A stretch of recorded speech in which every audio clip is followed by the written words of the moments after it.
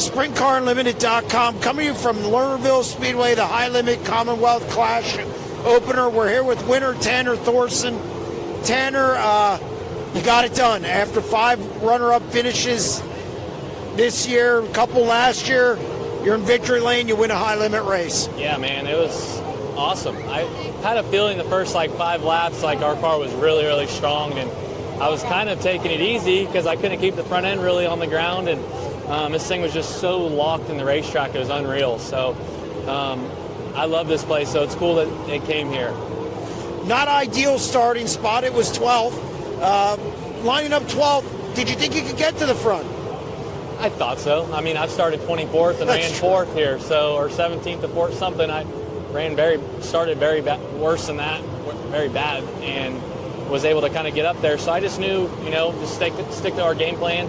We have a really good race set up for whatever reason. We don't really know. We know why, but we don't know why, and we don't qualify very good usually. So, yeah, just stuck to our game plan, man. That was what it took. What is it about this place? You do always run well here. I think I've been here 3 times at High Limits, been here 4, and you're in the top 5 every night. Just suits my driving style. I love this place for whatever reason. I don't know what it is. I don't know why. I just love this place. The fans, everybody that's part of this program or part of this racetrack is awesome. So, sorry. So yeah, just I can't put a word. I came here in 2015 for the very first time, and good job, TLP.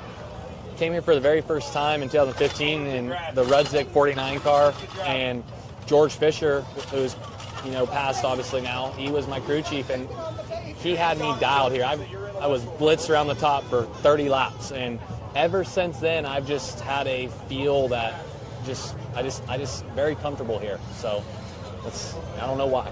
I can't put a word on it, but yeah. This race really worked on the bottom, and then in turn 4 you were kind of hopping the berm there. Just a matter of tracking Brad down in traffic.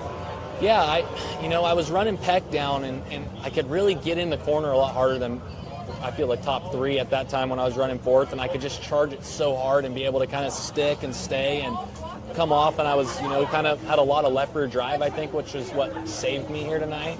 And we set up for that. Just no right rear drive, just right rear stick, and a bunch of left rear drive that kind of just point to the fence coming off the corner and just kind of egg it out, and it worked out. So yeah, just Brad was struggling, I feel like, with the lap cars, but also he was kind of running trying to pass him on the outside around the right rear, and I feel like he just kept kind of unloading his race car, and I was able to just kind of stay there, and I wasn't gonna get up above them like he was doing, so I just tried to stay pinned underneath, and if I could get underneath the lap car, that's where I was gonna go. So I actually almost lost the whole race. I feel like I was trying to make the top work in 3 and 4 and fell off the racetrack, almost plugged the fence, and I thought my race was over, and then I was able to kind of get back going again. So just a matter of sticking to our guns, like I said, and we've had a really strong package. Just keep going.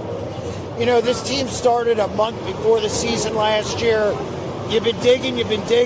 Obviously, your father-in-law's helped you out. That's been documented this year. He's helped you more. And what's this mean? What's this win mean for you and this team? Yeah, Stevie's always been a part of our program from day one, honestly. And I built all the cars in his shop originally, and we outgrew his shop because we weren't even supposed to be in his shop, but we kind of just made room and made it work. But once we switched to this coil car, Stevie was, and Lee as well, but Stevie is the only one that's ever drove a coil car and worked on one. So he's the only one I can ever really have any feedback from as far as what I'm feeling and what I'm doing. So it kind of made him step up in his lazy boy and really pay a lot more attention to what's going on, and multiple phone calls back and forth, obviously. And I think my phone's about blown out, speaker's about blown out, but just that's been the huge factor of our team this year, has been Stevie just kind of latching down, and I feel like I pulled him away from his business a little bit, but it's helped our program out, and if we run good too with his products, it helps his business a little bit. So it's good. Back to building the team in a month. and going. I think this is just a product of what we've overcome over the last year and a half, is like getting our engine packages dialed in and getting everything just crystal clear of what we're doing. Said in my interview earlier, like, we worked the last 2 days. We were at the dyno, and then we were at Lincoln Speedway last night, just trying to get our motors to run better. So, and just fine-tuning every aspect, of just from qualifying to the main event, and just we're getting there, I feel like, and we're not there yet. We're there, obviously, and we ran really good, and we've run really good, and we're doing good, and we won, but we're not exactly to the we're going to be in the top 3 every night, which I feel like we have done very strong and done really good at trying to be. But I've always been one that, even if I win, I'm pretty hard on myself. So there's little things that I want to fine tune on for tomorrow night and for the future of our team. And we just hit it right tonight. It's kind of plain and simple. The stars lined up. So a relief. What's that? A relief a little bit? Oh, absolutely. We know we have the packages. We got Ryder racing engines. We got Capetta racing engine. Like, we got really good race cars, I feel like, and definitely a relief. But it's also the next step, right? Like, we got to go tomorrow. We won tonight, have a few beers tonight, regroup, and try to get after it tomorrow. Well, congratulations on the win. Thank you.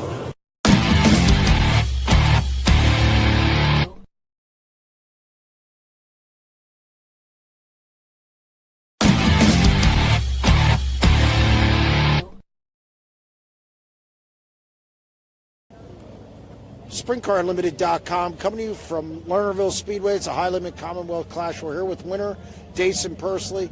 It's the first time we can say that. Dason, rookie season, win with high limit. How's this feel? Yeah, it's unbelievable, to say the least. I mean, when I first joined the tour, of course, I knew it was going to be hard, and wing sprint cars was about as professional as it gets come dirt oval racing. And yeah, I just wanted to throw my name in that kind of mix of trying to become a full-time race car driver. And I think that was the next step I wanted to do with my career and everything, was to just finally take that step into becoming, of those names that have, won in this series or in wing sprint car land. So just super grateful for the opportunity that Tom Book and Book Motorsports has given me, with Jerry Petty out of Ono Windows and Doors, Pella Windows and Doors, and then Glenn and Ann at Big Spring Car Wash, and Gene Anna Concrete, and just everyone, Water Treatment by Design. There's so many people that helped get me up and down the road, and allowed me to take a chance on some young, non-wing kids. So no, it's cool to repay them and all the favors that they've given me and everything. And it's just it's so cool to finally come, I feel like, full circle, and just win at this caliber of races is extremely hard, and just super grateful to be standing here.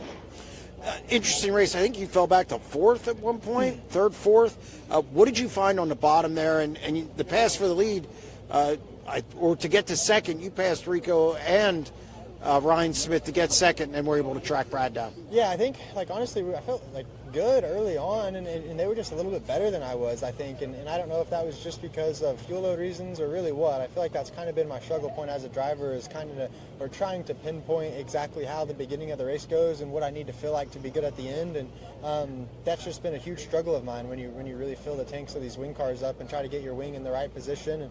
And that's why I feel like why we qualify so good. And then I think I'm just a little unexperienced when it comes to feature time of where to place my car and how it needs to feel and the comfort level that I really need. So just been working on that extremely hard as a race car driver, and watching a whole bunch of film on flow and everything to allow me to put myself in good positions. And I mean, Rico and them stretched it out so far ahead of me. I mean, I couldn't even see them. And then I'm racing with Ryan, and I blink, and next thing you know, we're all 4 on the back straightaway going into 3, fighting for position. So this car just kept getting better and better as the fuel load burnt off, and I kept getting my wing back and back, and it just got, better and better for me to just go down there and really roll the bottom. And I felt like I was doing it, early on at a slower pace, and then once the track finally came to me, it honestly just helped. And those guys just kind of kept on trying to float the middle with lap cars, and I was able to just get underneath of them all at the same time and everything. And then Like you said, I was able to get by, Ryan and Rico off of 4 there, just being a little bit lower than they were, kind of like Tanner was last night, and catching them off guard. And then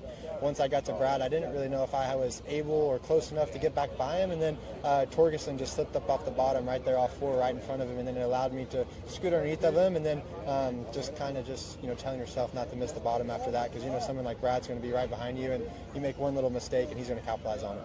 It's been a little bit of a struggle this year. Coming into the night, you had 6 top 5 finishes, but you had 3 in the last 7 races. What's turned around as of late?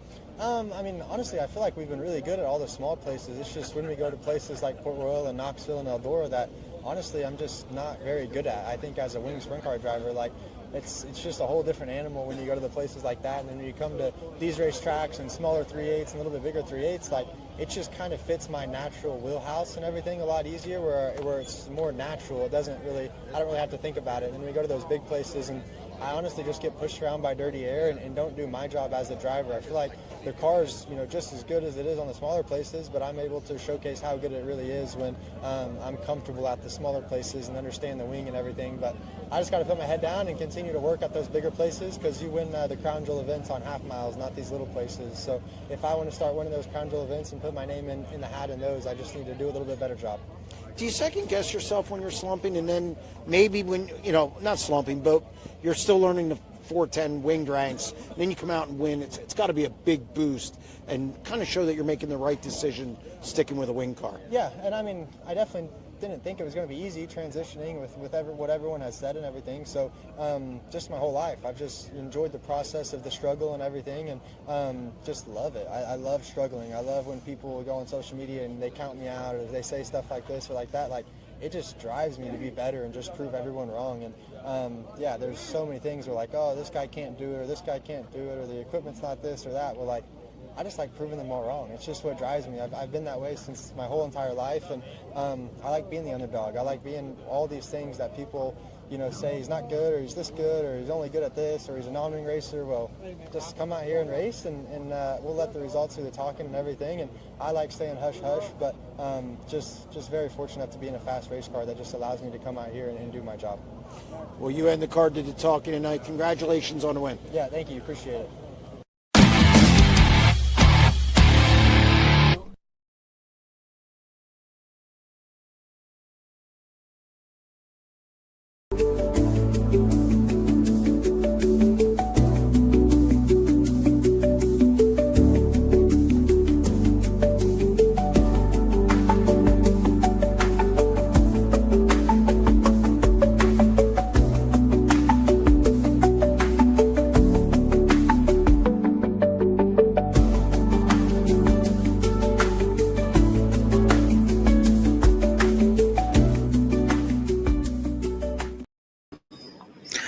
Welcome to another edition of the SprintCarUnlimited.com live show, episode that is devoted to you, the fans. Sorry, I'm kind of reading a bunch of stuff in the background. Kind of got caught off guard. There'll be no intro today. We're just going to jump right in with questions, concerns, any phone calls. So give us a call. Obviously, it's 1-844-543-8589. Let's get rolling. TSR, that took long.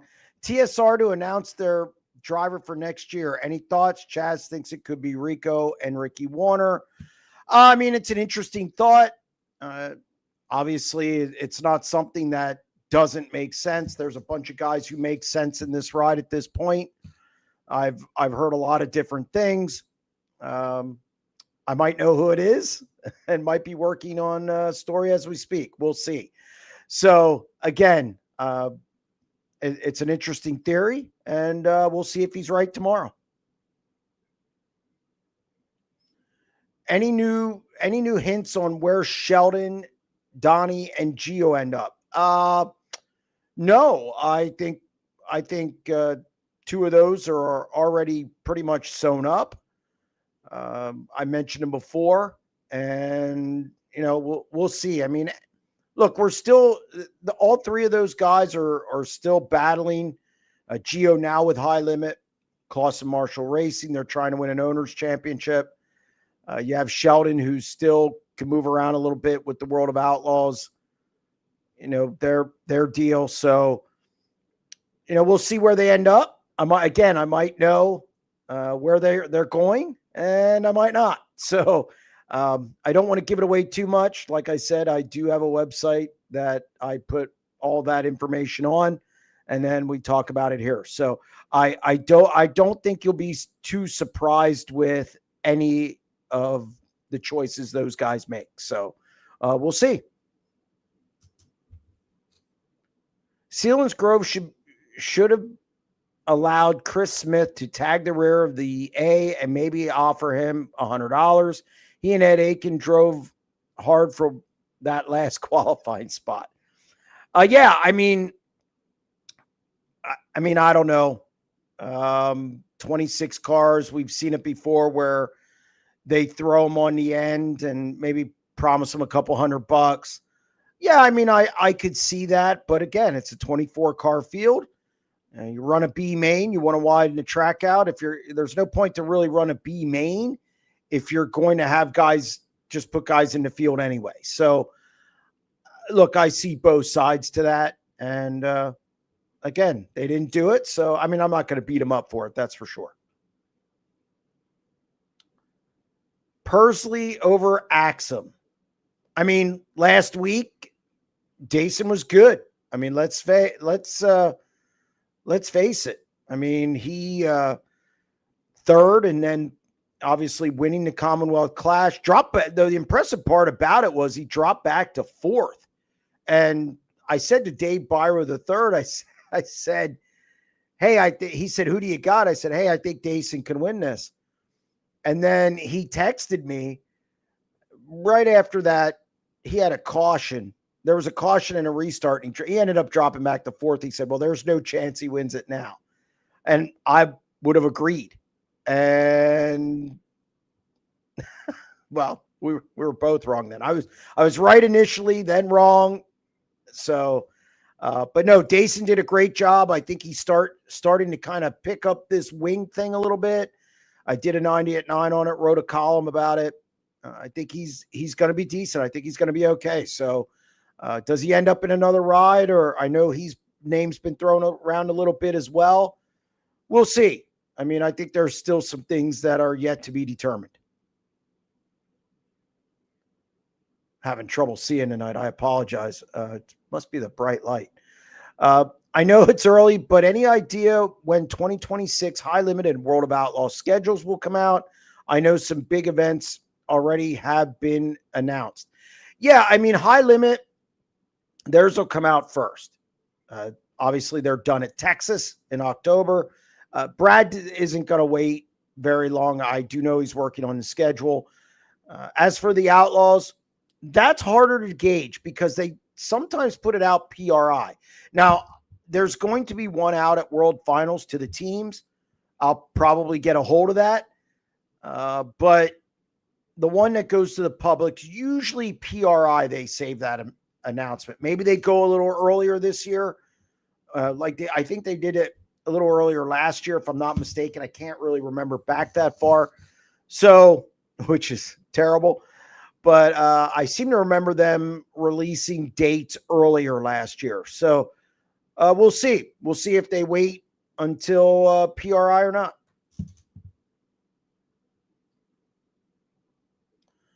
Any truth to the announcement tomorrow about TSR plans for next year? Yeah, I mean, we'll see what comes tomorrow. I mean, this has been rumored now for a couple days, and I think we could see tomorrow what happens. Maybe not. So just stay tuned to social media throughout the day, and we'll see if it comes to fruition. I'd like to see Cap Henry get a fill-in ride in 2026. In what regard? I mein, I think he's having a great year. He's the best guy in that region. I think, well, in fact, easily the best guy in that region. I think if he runs the All-Star deal, I think he's the point champion. I think Cap has a lot of experience. He killed him in Ohio this year. He was really, really, really good. So a great year for Cap Henry, a fill-in ride. I don't think that's what he does. I think it's different going on the road as opposed to just running around Ohio, tracks he knows. So I'm not going to say that. Jeremy, if you were running TSR, would you go out and get Rico or Buddy Kofoid in a magical world? Magical world. If I was going to start any team right now, put TSR aside. I don't care if I had, hang on a second here, if I had $1 million or millions of dollars and I was going to build a team, Buddy Kofoid would be the driver. There's no doubt. I think he's going to be the best driver in the sport in a couple years. I think he's going to win a World of Outlaws title. I think we're seeing something this year that I expected when I first wrote about him back in 2017. This doesn't shock me at all. And if there was anybody in the country who I was going to start a team with as a driver, it would be Buddy Kofoid against anyone. Just because, look at his age. Look at the amount he can win. He's adapted well. He's only in his second year with the World of Outlaws. He's just that good. That's it.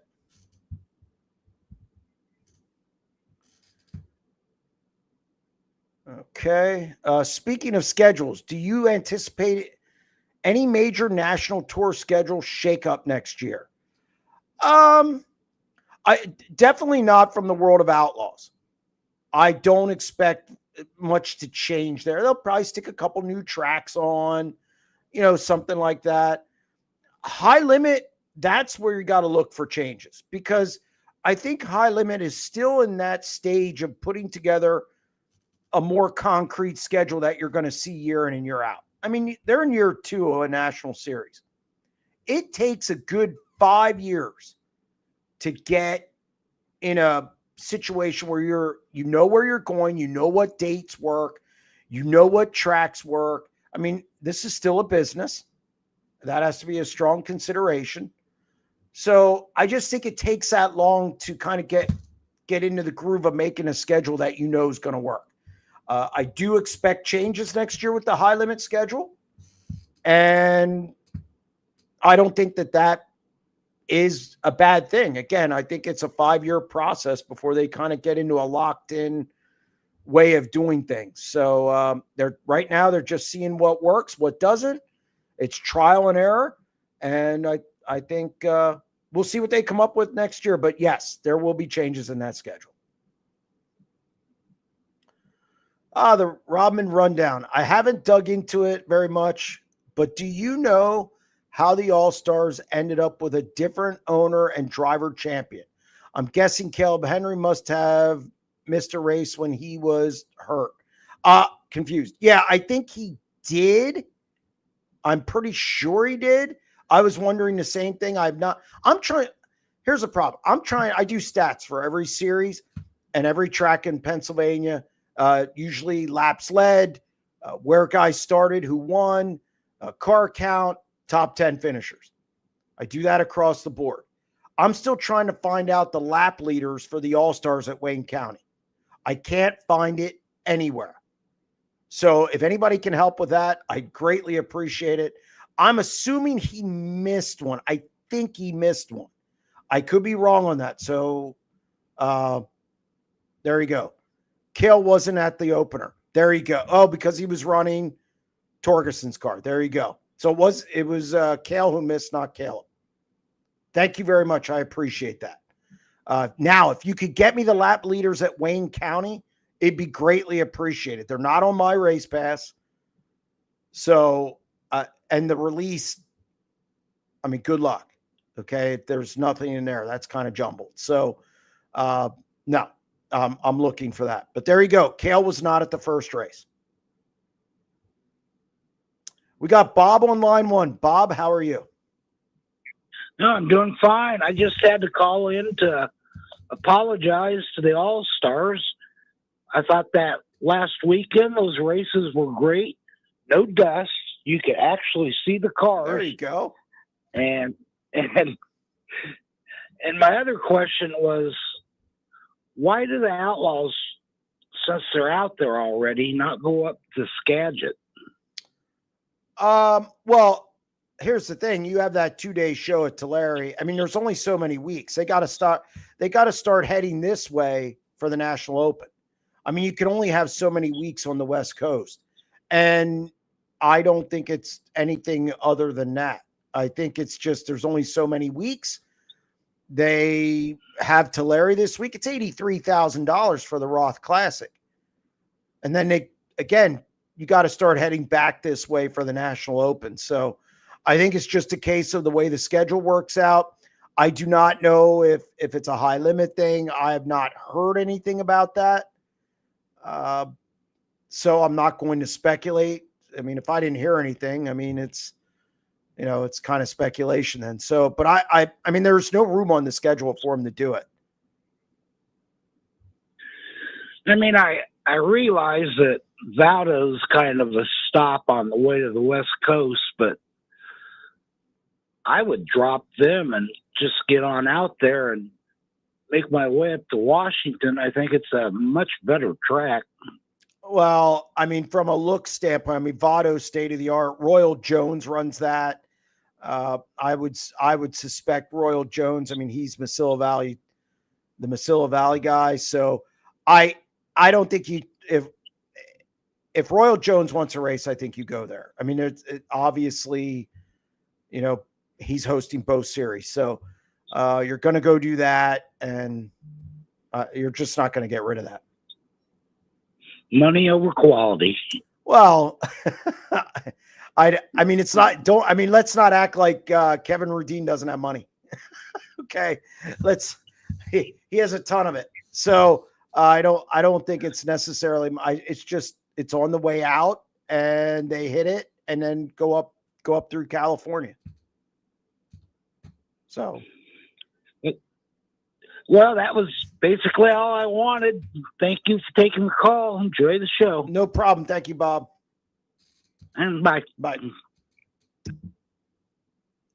All right. What else do we got?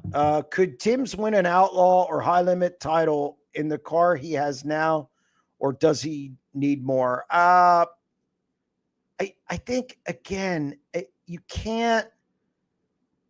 It's so different running a national series. It's just different. I know people think it's easy and you just go out there, and it's so different. There's a lot more to do. It's every week you're making hotel reservations. You're, picking places to eat. You're doing all those things outside of the racing. The other thing is you have to be someplace. And then you have internal things with the team. You're together so much. It's not like you take a break from each other. I think then you have the racing. Is he going to beat Buddy Kofoid? Is he going to beat David Gravel? Is he going to beat Carson Macedo? Is he going to beat Rico? Is he going to beat, this is every night. Something to think about. Ryan Timms has run 30 National Series races this year. 30 of them. I think he has 3 top 5s. 3. Now, look, I'm not disparaging Ryan Timms or Shane Liebig. I think their team is really good. I think they are good with what they do, and I think they should stick to it. I think it takes time to build a national team where you are out on the road, you have the resources, everything's in place that if stuff goes wrong, you have enough equipment to replenish. When you go home, you have everything built for the future in case things go wrong. There's just a lot of variables to running a national tour that I think people overlook. And while I think Shane Liebig and Ryan Timms have a great combination, I think they should just continue to do what they're doing. It's working. And you don't have the rigors of, towing 3 states away and then it rains. And then you could have been running somewhere else. You could have been doing something else, or, things start to go wrong and then you're kind of scratching your head. You can't go home and hit the reset button when you're with the national tour.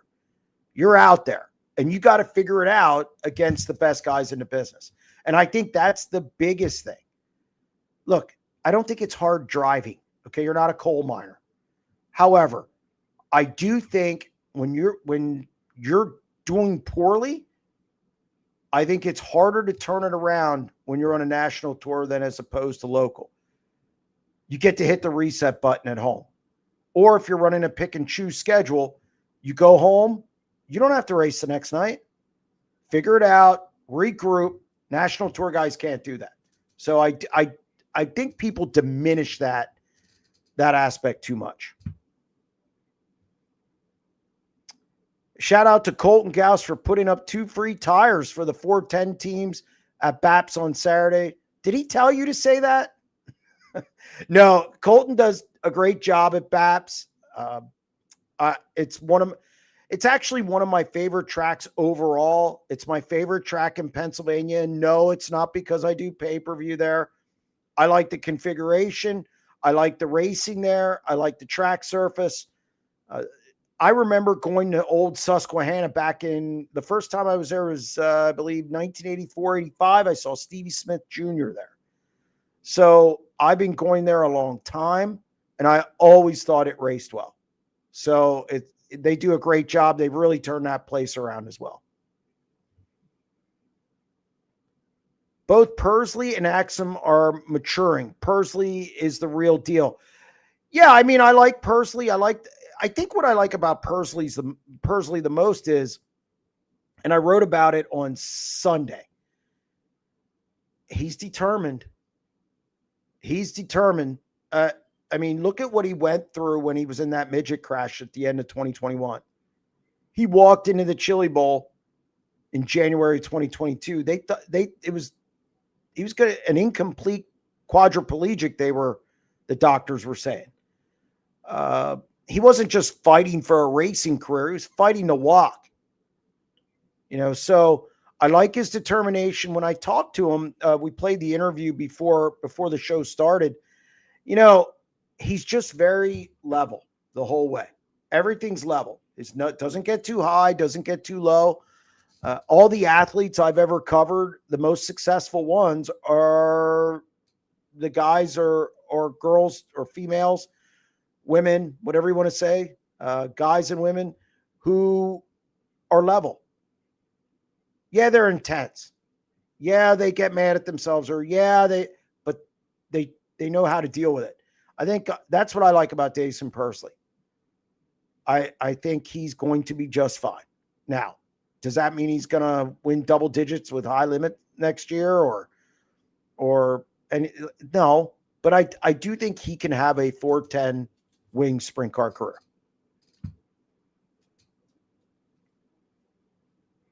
All right. Jeremy, do you know the details about the TSR announcement? I've addressed it already. I might. Anybody let's put it this way. I'll answer this one more time. Anybody that knows Sprint Car, who's a member at SprintCarUnlimited.com, that's your answer. That's the best answer I can give. Then, I mean, if you're a member, you'll understand if I know anything or not. I'm just going to let it go at that. We have Art on line 3. Art, how are you? Hello? Yes, Art. Thanks for taking my call. I got like 3 questions I'd like to ask. Go ahead. The first one is, what do you think about the High Limit Winner's Circle program? The High Limit what? Winner's Circle program. That they'll go pay, don't matter who drives in their series next year, the winner, whoever gets winner gets the most wins gets a certain amount of money for the next 3 years. Hey, I like anything that's performance based. Right. I like anything. That's why I don't mind the World of Outlaws format. You earn that spot on the pole. So no, I like that winner's circle deal because, hey, you earned it. You won the most races. You should get something for it. I'm good with it. Okay, I agree with that. And my second question is, what do you think about Hagerstown going to just special shows next year? Okay. I'm going to go through the good and the bad. let's start with the good because we're gonna start on a positive note. I think it's good in that I like special events. I like the special events model. And look, if you're not making money with your weekly shows, you got to do something. So you might as well go to special events, see if you can make your bottom line at the end of the year look good. And nobody knows their bottom line as much as the management there. So I trust their thoughts on that. Here's the bad. Yeah, I see the weekly. Yeah, I see the weekly cloud. Way down on weekly. Yes. Yes. Now here's the bad, or let me not the bad, but here's my concern. If you don't get a lot of racing on the track, what kind of surface are you going to get? If it's, let's say there's 6 weeks between shows, is it going to be kept up? Are they going to work it every day? Are they just going to let it sit? Or how much does weather affect it because there's no activity on it? All those things that go into the track surface. I think sometimes you need to manage different when you're a special events track, and you need to keep up the TLC, the tender loving care, to keep it good for when you have a race. So I'm not saying they will or won't. I'm saying that's just something I think about that could be a concern. So hopefully it's not an issue and they can just they can kill it when they have a show. Yeah, I can see that reason too. If it sets for a month in the hot sun, what's it going to be like? In the summertime, it could be bad for the track. Yeah, they got to work it. They got to continue to work it. So, I mean, we'll see. And I'm going to ask one more question, and I'm going to get off here. What do you think about Danny Dietrich's rant on track prep? And I'm going to get off here. Thank you for taking my call too. No problem. I appreciate it, Art. Thanks. Yep. Danny, I will. I read the post. I was, how do I want to say this? I read the post. Danny's pretty honest about how he feels about track conditions. I did not see the race. I was there for about 20 minutes and left. And I never saw the track surface. So, I can't say if it was good or bad. I know they had a great crowd. Danny's going to be honest. That's it. And I don't know how true it is because I don't see the track prep every week at these tracks. I do know the tires are different. I do believe the tires have something to do with the track surface.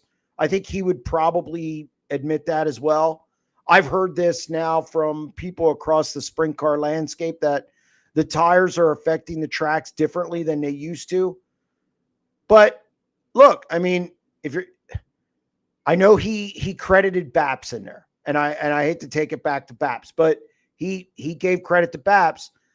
I do know Colton talks to drivers and gets their thoughts. Now he doesn't do everything they say, but he gets their thoughts. He talks to them. So I think it also helps give him a pass if there's a bad surface because he's actually asking and,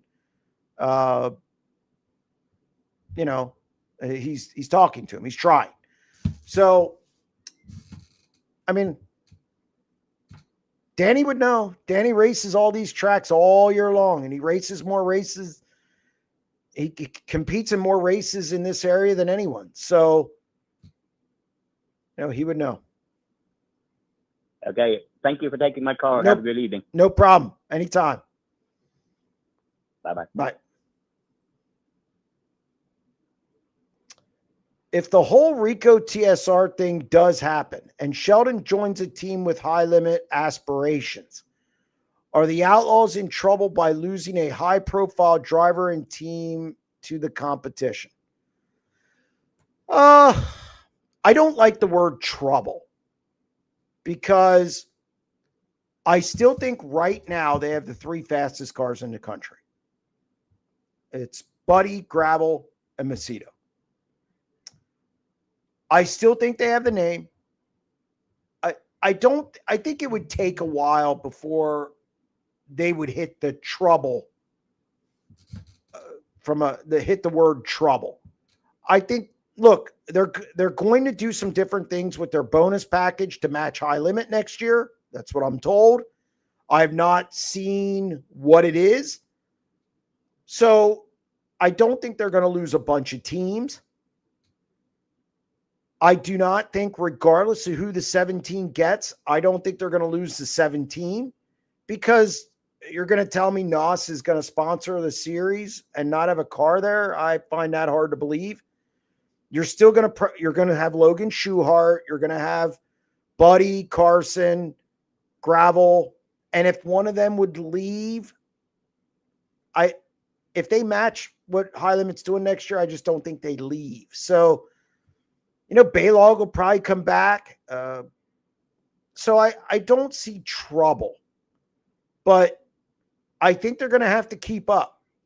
I would be more concerned about what the Outlaws in 2027, 28, 29, because that's when High Limit tears up. Their money tears up. So that's where I would be concerned. But not yet. Not yet.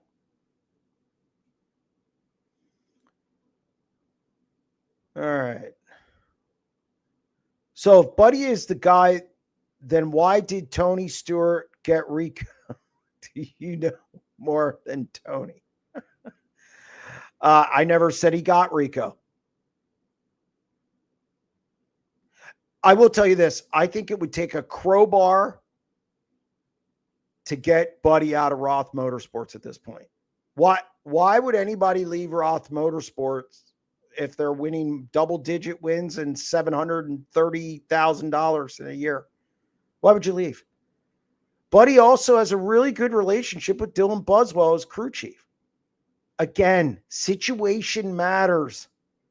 Everybody wants everybody to leave. Why would you leave a situation where you get double-digit wins and you're winning over $700,000? That makes zero sense. So I didn't say Tony hired Rico. Not that it would be bad if he does, but if I'm Buddy, I mean, you got to know who you can get. I mean, Buddy is not leaving Roth.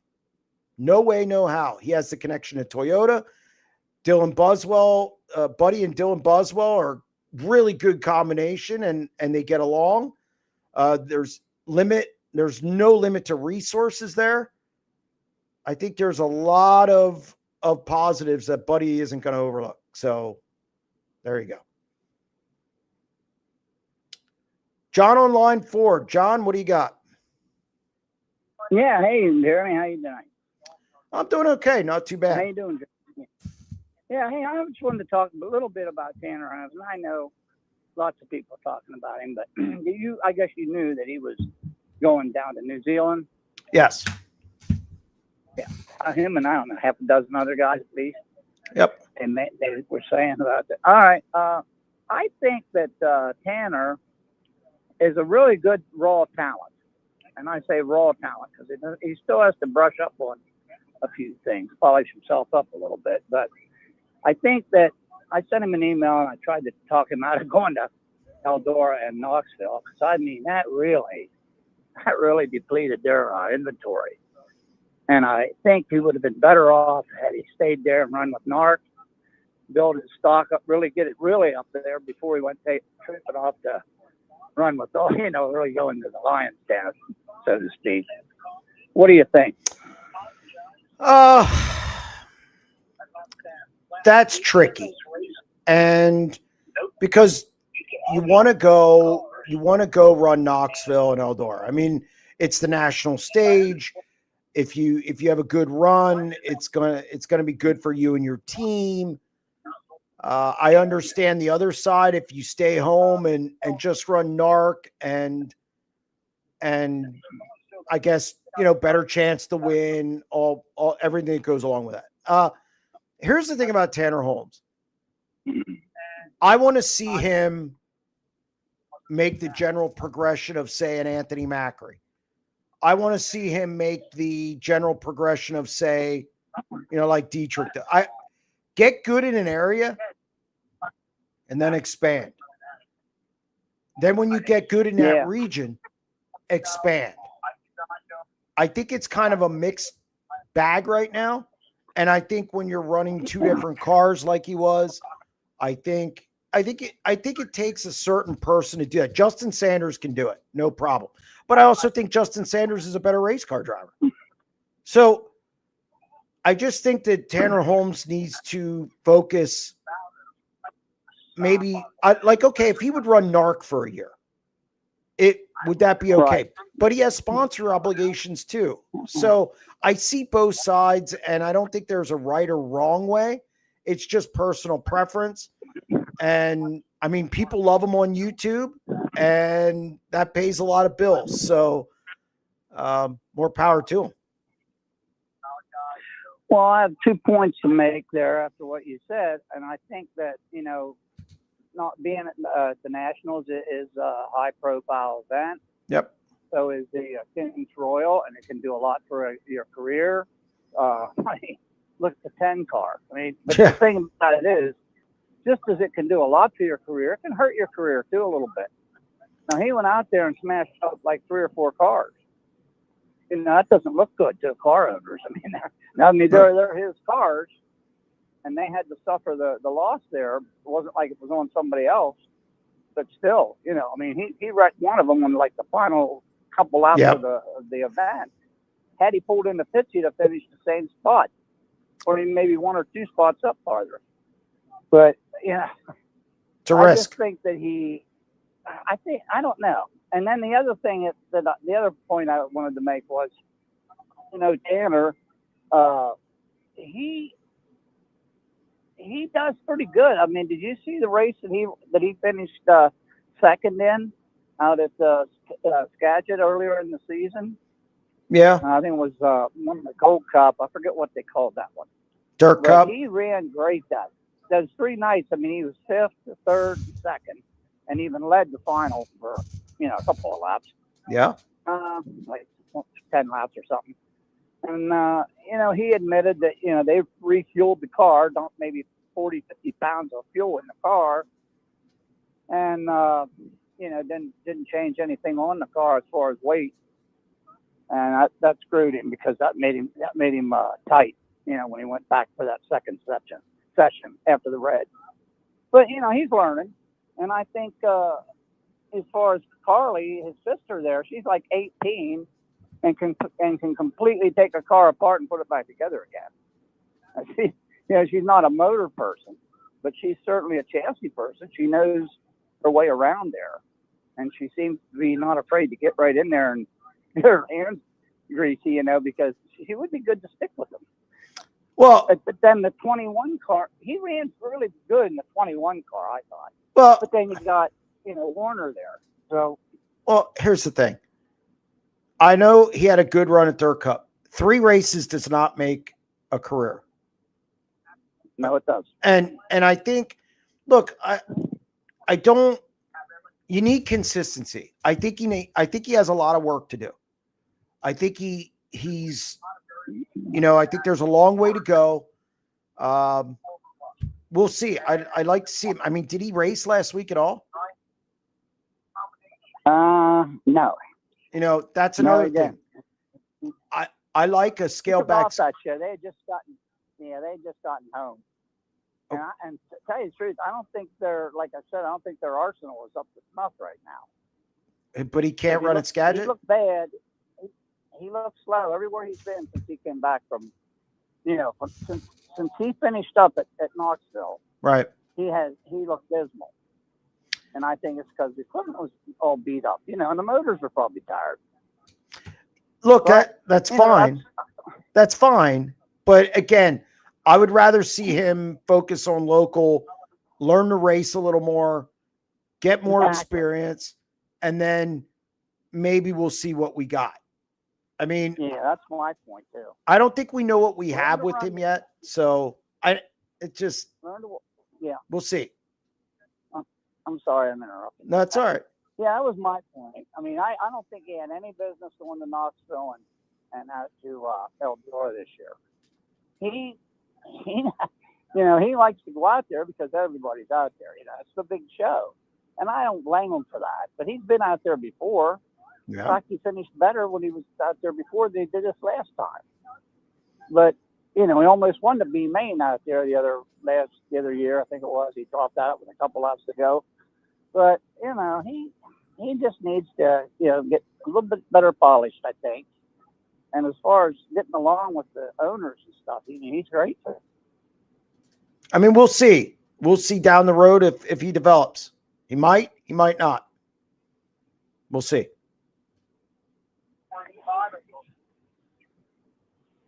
So I've been going there a long time. So we'll see if he develops.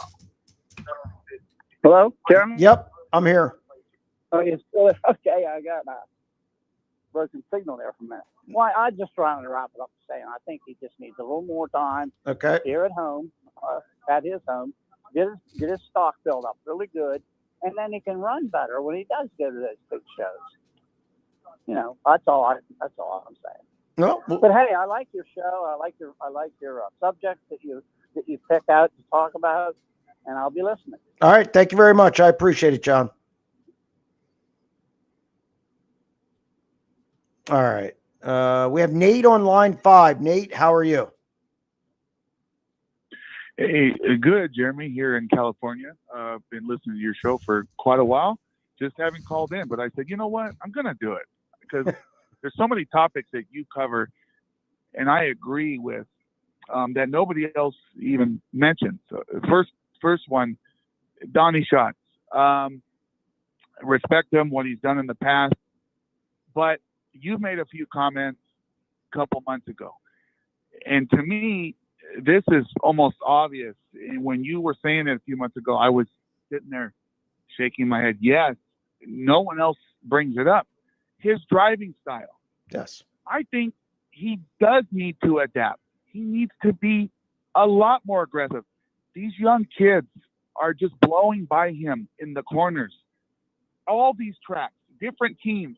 I don't think it's his car or the team's. I mean, he's still really good, but if he doesn't change and sticks with these old, just super nonchalant, clean driving, I'm not saying drive dirty, but I just think he's not going to win no more. What do you agree, or do you think? Well, I think it's just a combination of. I think it's tough to tell a 48-year-old driver who's won 10 World of Outlaws titles and over 300 wins to change. Right. I don't think Donnie's going to do that. I was asked last week if I think Donnie can still win races. Yes, I do. Now, is he going to win double digits and contend for a World of Outlaws title? No way. Yeah, that I think's a lot to ask. But I do think he can, if conditions are right and things fall the right way. I think he could still win some races, but the driving styles changed. Yeah. And the Buddy Kofoids of the world, the Carson Macedos of the world, the Ricos of the world, and guys like that. Yeah, the Sheldons. I mean, they're just super aggressive, like you've been saying. They're on tilt every lap. They're on tilt. Yeah.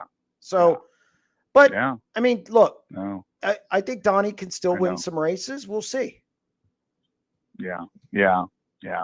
And other thing, didn't Sheldon? I thought he was supposed to be suspended for the rest of the year. Did I not? No, it's probation. It's probation. So how does that work with the Outlaws? Like, what's the? If he does something else, then it could lead to a suspension. If basically, gotcha. Right. Okay. Like he's basically it's like a Animal House double secret deal, I guess. And if he gets out of line, then or if he does something else, then they could take some races away or something at that point. Right. Yeah. Okay. So I wasn't quite sure. I mean he's always been a mellow guy. I mean, that incident, I mean, like you said, you can't put hands on nobody, but I think there's been a prior situation where he felt he was done wrong. But at the same time, it's shocking to me that he lost his cool. like that. I just shocked. I don't care what happened in the past. You can't in any sport put your hands on an official. Yep. Period. End of story. Yep. Okay, Jeremy, that was all I got for now. So I appreciate it. All right, Nate. Thank you very much. Thanks so much. Bye-bye. Yep, take care. All right. Let's get firing through some stuff here. I know we have some questions. I can't read them because my eyes are bad tonight for some reason. All right. What do we got? Oh, we're having technical difficulties. What are we doing, Eric?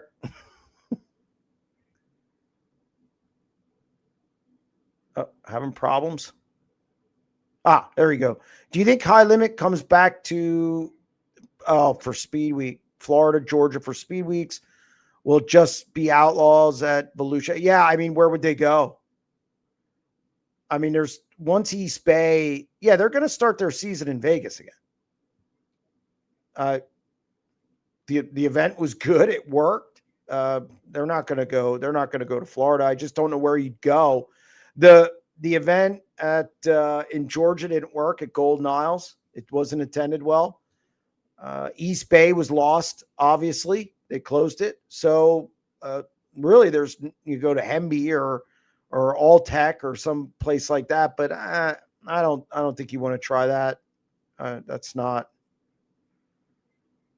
So these people have said TJ Stutz is going on the road next year, but it won't be in the family-owned number 11. Have you heard anything about this rumor? I have not heard anything about him being in another car. I never have heard about him being in another car. I mean, he's in that Plank car at Lincoln. He'll run that car, here and there. But as far as going on the road, I didn't hear anything about him going on the road with another team. Hi, did you see High Limit most wins bonus for next year and beyond? Yeah, it's really good. I think it's good. High Limit just keeps up in the ante as far, I guess, pardon the pun, up in the ante on their money to the drivers and teams. Why do fans have a problem accepting the fact that Donnie Schatz is on the backside of his career and will no longer win like he once did? I think Donnie Schatz knows that. I mean, look, it's hard. I can tell you from a media standpoint, I've covered the bulk of Donnie Schatz's 300 wins in some form or another. I've been in attendance at a lot of the races that he's won. So when you see something over and over and over and over again, you expect it. Now I'm not saying Donnie Schatz is can't win a race. I mean, guys win races. I do think, though, circumstances have changed, and it's out of his control. I think your kids or your new drivers are more aggressive. Ryan Timms, Kofoid, Macedo's, both of them. Rico, they drive hard every lap. Donnie isn't going to get short sliding guys, chopping guys front ends. He's not going to pull a slider where you have this much room. He's not going to put you. I also don't believe Donnie's going to put you in a position where you have to, make a business decision. Donnie doesn't race like that. And I mean, that isn't bad. I mean, that's how he's raced. That's how he came up through. That's how he won 300 wins. He's a Mount Rushmore guy. No doubt. He's going to go down as depending who you ask, first or second on the all-time list of greatest drivers in sprint car racing. First or second. No doubt about it. So, just reminder, Speedy, Bill Baylog, who just won the last Woo show, is only 2 years younger than Schatz. I think he could still get some good years. Yeah, I mean, look, again, I agree with what Chase is saying. Bill Baylog has 3 wins this year. When I did my 90 at 9 this morning, check it out. I said, who would have thought Bill Baylog would have more wins than Sheldon, more wins than Logan Schuchart, and more wins than Donnie? I wouldn't have said that. He only had 1 win coming into the year with the Outlaws, and that was back in 2016. So, yeah, Donnie can still win races. I don't know why this is a big debate. I've talked to Donnie about this. I mean, Donnie said, I'm not going to run. I'm not. Donnie said he's not going to run over somebody or put somebody in a position to crash to win a race. He's not going to do it. It's not who he is. So you're giving something up to do that, or not do that, I should say. So Donnie will be fine. We'll see what he does next year. We get Al on line 5. Al, how are you doing? I'm doing well. Thank you for taking my call. No Long problem. time, first time. Couple questions. First of all, you watch a lot of races in a lot of different areas. Who's on your radar, a young kid that we can look to in the coming years to move up, progress through the ranks, as you were, to run with either of the 2 touring series? To run with the touring series, that's a different. Let me tell you, because making a national touring series is, I'm not going to go there yet, because there's a lot of circumstance that comes into that. You got to have rides available. High Limit now has a franchise system. On the chat, Lauda just said Jet Barnes. Agreed. I like Jesse Schlottfeld. I like a bunch of guys in the Northwest. Hillier, Levi Klatt. Watch Austin Wood out of California. Again, Jet Barnes, which is up on the screen. I'm trying to think of some guys in PA, but we just don't start them very young. There's a guy here. He runs 358s. I'm hearing a lot of good things about him. Aiden Hare. Chaz just said Caleb Montgomery. Caleb Montgomery hasn't won a race yet. He's been around a while. So that's one of my things with him. Okay. Those are the guys, but most of them are out in California. They just start them so young. Okay. Just curious about Tyler Walker. I actually, one of the reasons I went to Pennsylvania Speed Weeks is part of it was I just wanted to see him. I was really hoping he could rebound and make something positive, and I just hadn't heard anything about him and just wishing him well. Yeah, I mean, I haven't heard anything recently. I've heard different things, but I mean, obviously, I can't substantiate any of it. Okay. I mean, it's all right. Well, I enjoy the show, and y'all keep up the good work. All right. Thank you very much. I'll appreciate it.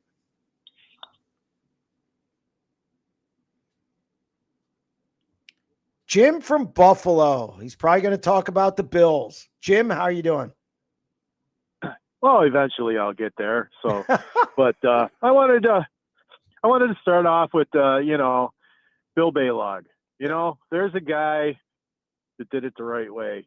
Great on the IRA and everything like that. He honed his craft.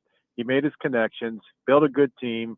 Yep. And he's just a damn good driver. He can be aggressive when he wants to be, or he has to be. Sure. But when he gets out in front, the guy can read a track. That's why you see, I think most of his wins weren't come from behind wins this year. He got out there and he settled down. He read the track, and he's really good at picking his way through traffic. I noticed that when he got out there. I mean, he's just going to get better because with the Outlaws and the other guys, you tend to have faster races, a faster pace. And I think that besides the logistics of national tours, your eyes have to pick up or have to make things slow down. So, when things slow down and you're able to read stuff and everything like that and read the dirt, and glance at the big screen TV and stuff like that, that's when you're going to be successful. And I think he's starting to reach that because, he did it before in the IRA. Sure, that's not the Outlaws, but it's a pretty damn good series. The thing is he was running in Wisconsin. So you got to learn to race on those tracks. When I went out there, they're small tracks. And again, I like Baylog. I like what he's doing. I didn't expect it. And that's why I did a 90 at 9 on him this morning. It's just amazing to me how he's done this. Yeah, I saw that. Very good job. But and you saw about Buddy Kofoid. I was in the pits during the Capitani, and I just kind of stood back and watched how him and the team worked.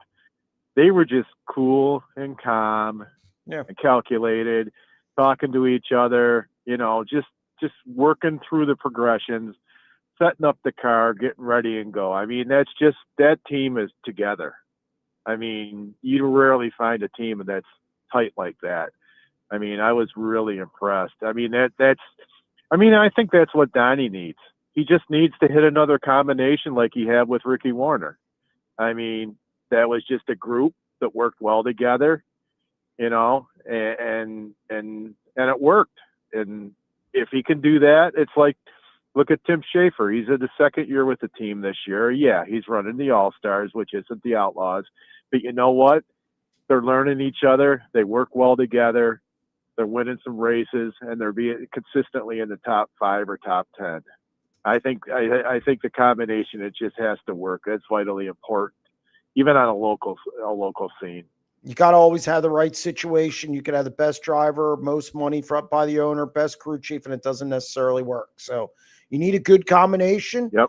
And right now, Kofoid has it, and we'll see how it progresses. I have an idea of how it's going to, and it's situational. You need a good situation for all parties involved. I agree. And just a couple other quick things here, but okay, the guys are going to migrate maybe from one series to the other, and everything like that. But the series needs to be balanced, because who wants to get their butt kicked every once in a while? You want to go out there and have a chance to win here and there. If one series gets loaded, then naturally the guys might go to the other one because, hey, it feels good to win. And like it or not, and you can make a name for yourself on both series. They both carry a lot of weight now. And, I don't see Brad's series going anywhere, with Flo making $200 million in profit last year in their profit and loss statement. That's pretty solid. Usually. But I agree with that. I agree with that. I don't think you want one series to just be loaded and the other one not have anybody. I think there's a good mix now. I think you're going to see guys move back and forth. And I think you could have a good product on both sides. I'm one of the few people who believes you could have two series work. There's a lot of people who don't. I think it can work. Yeah, I hope so. Hats off to the All-Star. Great year, great series. Really enjoyed the comeback. Really enjoyed the announcer. He's very enthusiastic and very knowledgeable. I think they run a nice show and everything like that. And two more things. Can you give me a hint where to look on Sprint Car Unlimited to find out about the TSR thing? Just go to www. I was going through the. Just go to www.SprintCarUnlimited.com. That's it. I did, and I couldn't see it. That's because there's nothing there. Or is it just on news? What? There's nothing posted yet. Oh, okay. No, not yet. False. Your false information. Just go to SCU. Okay. I got you. But anyways, so that's all I got for this week. All I got to say is go Bills. Go Bills. Have a great week. Great one. Yeah, Bills look good. We got Will on line 7. Will, how are you? All right. So, what's your take on retaliation? Sort of, the good examples, this recent retaliation on Reitzel and the 42 car. He hit him hard enough to do damage where the Reitzel had to pit, and then they DQ'd him for that race, right? They DQ'd him for the heat race. Yeah. Okay. Here's my thoughts on this. I thought it was very short-sighted by Lynch to do that for a couple reasons. Number one, now I've heard that this has been brewing all year. That's what people were saying in the pit area, that this isn't something that it was just an isolated incident at Lernerville. I don't know if that's true. I just know what guys who were on the road told me. That being said, you're silage. You struggled all year. You're at your home track. You have a car capable of winning that night. He timed second. He just had to finish in the top 6 to get in the dash. How do I know he had a chance to win? Because he came from 19th to 5th in the A main. You don't do anything to cause, you don't do anything to jeopardize the ultimate goal, which is winning. I get that he said he doesn't want to get pushed around. He gave me all the quotes. I had the story on SprintCarUnlimited.com. However, the ultimate goal is to win. Okay? And he cost himself. And by the way, he cost himself for the entire weekend, because I have no doubt he would have finished in the top 4. I have no doubt that at that point, he doesn't have to qualify the next night. He starts in a good position in the heat race to transfer. And he didn't qualify good enough. Then he was buried on Saturday night and didn't pass a car in the A main, I don't think. So, number one, he screwed himself. Number two, you don't want to be the guy who affects the championship. Reitzel was running for a championship. The other thing is, I have a real problem. I don't think Reitzel saw him. I didn't think it was egregious. I don't think Reitzel saw him. I mean, Reitzel got tight behind Torgerson, slid up. And I've been in a sprint car. I sat in a sprint car when I did the whole deal over the Stewart Ward thing, and kind of what you can see. You can't see hardly anything. So the idea that he could see him, it's just, I just think Cy really messed up his weekend. I'm never in favor of going and wrecking somebody else's crap. Go punch him in the pit area. Do something like that. Don't. These things are too expensive. These things are dangerous. I'm just not in favor of that. My second question was, I noticed at least in the last few races since the guy took over Donnie Schatz's Kerry Matson, he's been finishing a lot better than Donnie Schatz did with, I guess, the same team. And Donnie hasn't done good in good cars lately. Yeah, Donnie's not had a good West Coast. Towards the end for him. Well, I mean, I think too, Donnie hasn't had a good West Coast swing. Yeah, I mean, I knew that people were going to compare him to what Baston did in that car. Obviously, the competition's different. Not saying one's better than the other, but it's different.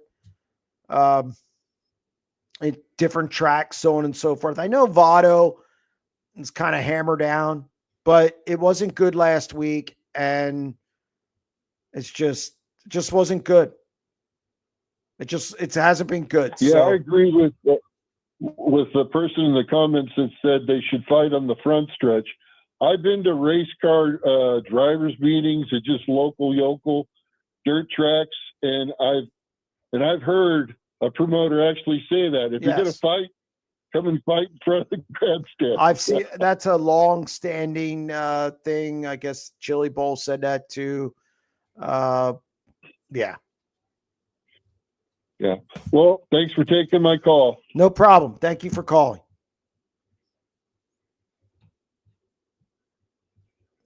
All right, we got Scott on line 8. Scott, how are you? Good. I called last week talking about the wheel covers. That's what it was.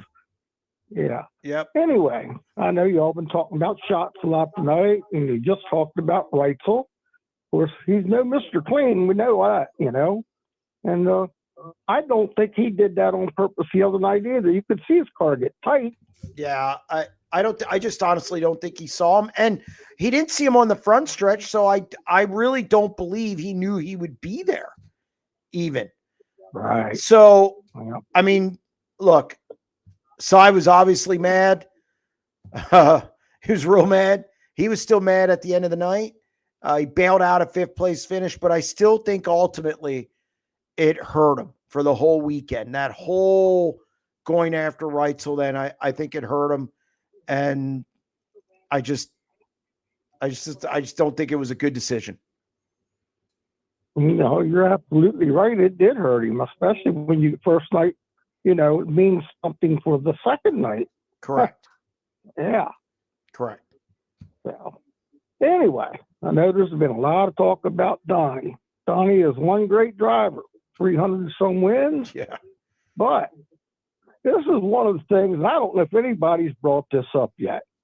The man drives, he gets out of the car, and he goes, gets in his airplane, and comes home. Now, I understand why he does, because he has a business to take care of at home. But I truly believe when you got a crew out there on the road, and I've been out there, when your driver takes the hell off and he ain't around to talk to you even, that's a problem. Yeah, but he won races doing that. That isn't new. I know, but how many has he won? Yeah. I don't think he's won as many as he has since he started flying a lot. Well, no, I mean, he's won titles. I believe he's won titles when he's had a plane. It's not like it's just in the last 3 years or anything. I don't think it matters either way. I mean, it worked for him before. I don't think it's something that hurts him. You know, they're based, when he was with TSR, they're based out of Indy. He would fly down there special to do some stuff. I know there's times he showed up at the shop when he had time. I don't think that that's a big deal. I mean, Carson Macedo flies home. Yeah, I mean, just one thing that would wear on me if I had to work for a man, you know? Well, yeah, but again, other drivers do it. And it doesn't seem to be a big deal. And again, he won when he was doing that before. So I don't think to me, that's just not a big deal because he won before doing it. Yeah, gravel flies home too. Yeah, separate opinion. No, gravel flies home too. Yeah, I know the old. I don't know. I didn't realize that he had done it that much previously. Yep. But certainly he's been downhill for the last 5 years. Well, and I think there's a lot of changes that have occurred in the sport in that time. Obviously, he's gotten older. He's 48. Yeah. I mean, yeah. It's talk about Kerry doing good in the TSR car. Well, Kerry's a Charger. He don't ever settle down. He's go. Yeah, I mean, they're two different driving styles. I mean, Kerry's still not. It's not like he's contending for wins. You know, no, he put himself in bad spots. Well, I mean, so I mean, I just think it's. I mean, we'll see. We'll see how the beauty of all of it. It's all going to play out in front of us over the next couple of years. So, always does, doesn't it? That's right. Gives us more to talk about. Yeah. Have you have divulged who he was going to drive when he comes to the East Coast yet? Have you? I have not. I have not. I wonder if he would hook up with Sandy Klein. No, he will not be with Sandy Klein. Okay, because and I understand why she's doing Doug a great service, but I hate to say that, a waste of money. I'm sorry. Well, I mean, apparently they're coming back next year. I've already talked to Sandy Klein about it. So, You know, Sandy. I used to help with Jim, so whatever. It's our money. I think they'll have a crew chief next year. Supposedly they're going to have a crew chief next year. So we'll see how it goes. And, you know, that kid, when he come out with 358, he was dynamite. 358s are different than 410s. I understand, but then they moved him up. And he did not gel at all when they moved him up. So back to the 358. Yeah, I mean, he struggled in 410s, but, you know, again, this is his first full season in a 410. He doesn't have a lot of 410 starts in his career. So give him a little time. We'll see if bringing in a crew chief will help, and we'll go from there. So we'll see what he does next year. Okay, I appreciate your opinion. I guess that's why we all have one. That's right. Well, thank you. All right, Thank you for calling, Scott. I I'll appreciate listen it. to you tomorrow morning, bud. Yep. Okay. Thank you, Scott. Bye. Bye-bye. Who puts on more miles, Outlaw schedule or high limit schedule? Outlaws put on more, but it's not by a lot. Those 2 trips to the West Coast definitely add some mileage for high limit. And of course, this has been a talking point recently, you know, when they run other shows or the quote unquote freedom that, you know, there you go. So then you add those miles, but I mean, it's relatively close, but the World of Outlaws have a few more. I asked you a few weeks ago, how about your feelings about Buddy and Rico taking over as the top drivers, and you said no, it was gravel. Then last week you switched. No. Okay, no. I didn't switch. I said if I'm ranking him now, it's gravel. I said within 2 years, Buddy will be number 1. And by the end of this year, I did the numbers. I did a 90 at 9 last week. Since June 1st, Buddy has scored more points. Now, do I think he's going to win the title this year? No. No. He's not going to win the title this year. It's too hard to make up points in that system. However, I didn't say Buddy and Rico are number 1. Gravel is, to me, the number 1 guy in the country right now. Look at his consistency. I even said that in a 90 at 9 at the end of last week.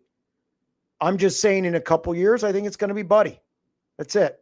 Rico needs to work on his consistency. Port Royal, not good. I believe it was Gold Cup, not good. Skagit was great.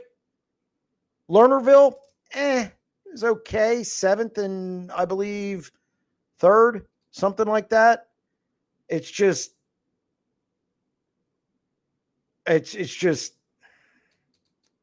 so no, I didn't say that they were better than gravel. Lest we forget, I always like when people start with lest we forget.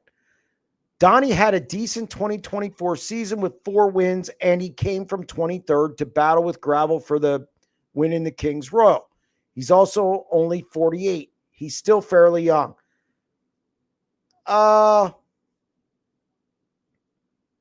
His consistency was up last year, but we expect more wins. Come on. Let's not move the goalpost now. We expect more. We, meaning sprint car racing, expects more wins. He expects more wins. If you called Donnie Schatz right now and asked him, he expects more wins. So you can't move the goalpost there. Yes, he looked great I'll tell you what, when he took the lead at Eldora, I thought he was going to walk away. Credit to Gravel for taking that one back. I was impressed with both of them that night. Donnie for getting there, and Gravel from taking it back from him at Eldora. Eldora's Donnie's probably one of Donnie's best tracks. So, but I do like Lest We Forget. I hope Mansfield fits a few Wing 410 shows in there. He's reviving the place. But yeah, I mean, I've heard nothing but good things about Mansfield. Hopefully, I mean, if they can have a couple 410 races, I'd like to get back out there. I actually, off kind of a different, I like the prison next to it because it's from Shawshank Redemption. It was the prison they used. So it was really neat, a neat trip when I went out for Cody Summers' big race. So yeah, no, hoping for good things at Mansfield. Your thoughts on Jacksonville Speedway crashes? Okay. I was hoping somebody to ask me this. You know what? It is inexcusable that happened. Inexcusable. I don't want to hear about where the flag stand is. I don't want to hear it's inexcusable. And how do I know it's inexcusable? Because when your announcer's yelling for 3 laps, that's bad. Now, I do know there was a post on social media from the promoter, and good for him. They took responsibility and they're going to fix it. They're putting things in place. That's what I like to see. But the initial, it was inexcusable. You can't have that happen. That's just no. You can't have that happen. Who will be the next first-time national winner between either Woo or High Limit?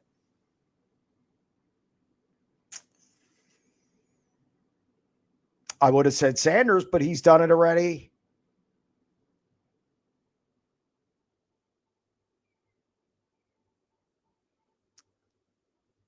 You know what? I think a guy to watch is Chase Dietz. I think Chase Dietz, that 23 car has been really consistent this year. I mean, I'm just trying to think of somebody other than him who I think is going to get a crack at it and gets crack. You got to remember, Chase Dietz gets a lot of cracks at it. He's going to be at Eldora this week. So I think Chase Dietz. Are Macri and Dietz headed to Eldora? Yes. Yep. They will be at Eldora. I think Dietz is going to run Silver Crown as well.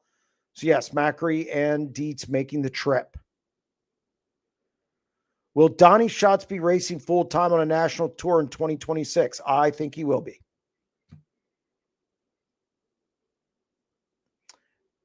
Tanner or Donnie in 2026? Who are you taking? Tanner who? You have to get back to me. Tanner Holmes or Tanner Thorson? Any sneak peeks of upcoming deep dives? Love those.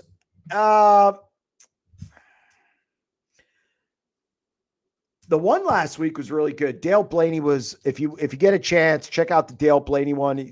He's great to talk to. As far as deep dives coming up, I have a laundry list of guys who I want to have on. And it's just, I don't want to say somebody and then I can't get them right away. And then it drags and drags and drags. So, but I have a list of guys who we want to get, former drivers, former, crew chiefs.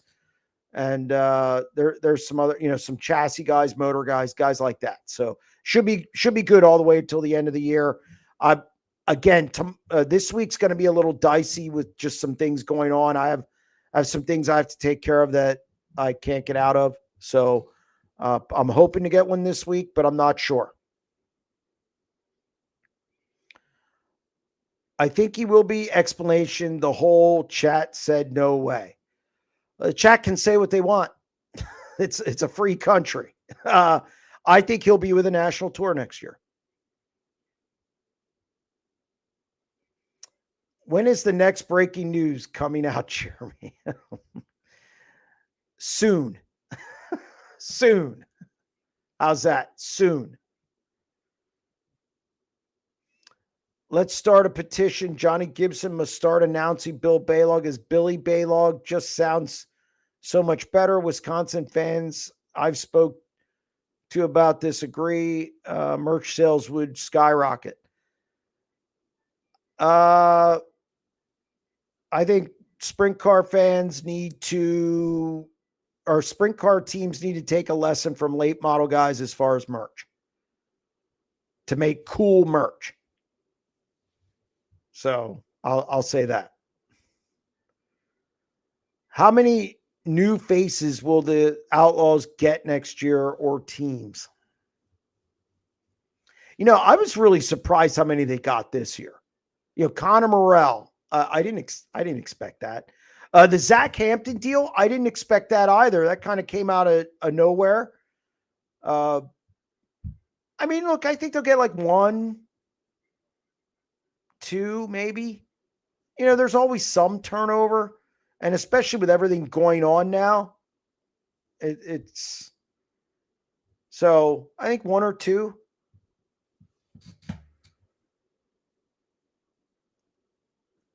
All right. Rank your sports teams from best to worst. Oh, that's Braden. Braden wants me to say Dallas is bad. Yes, Dallas is bad, and it was an embarrassment how that game went at the end on Sunday. They won, but it was awful, awful, and Florida's awful too. They should be embarrassed. So my sports teams aren't really good right now. They're not. My football teams are terrible. Donnie Schatz can't even come close to winning Paul Silva cars. He just washed up. Again, look, I've said this before.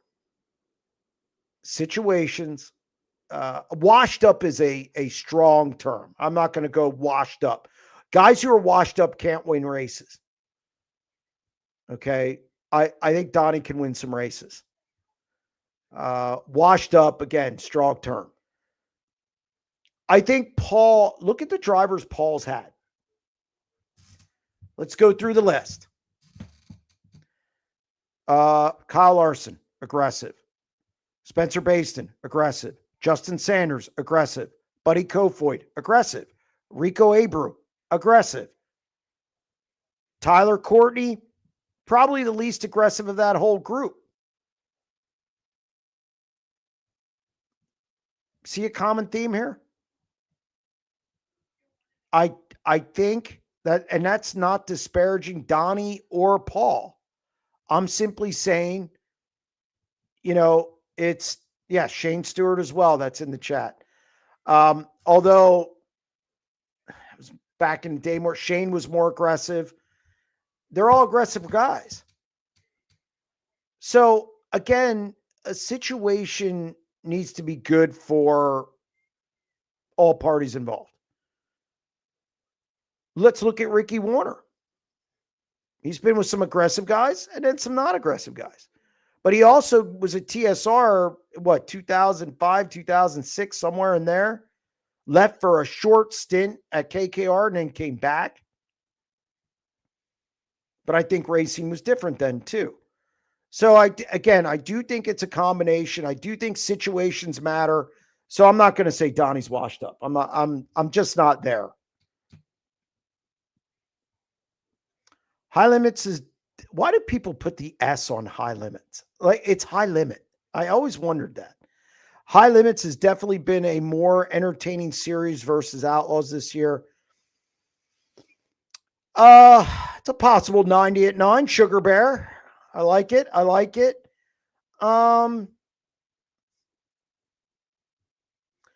think it's different. I think the format's a little different. I think they don't have 3 dominant guys.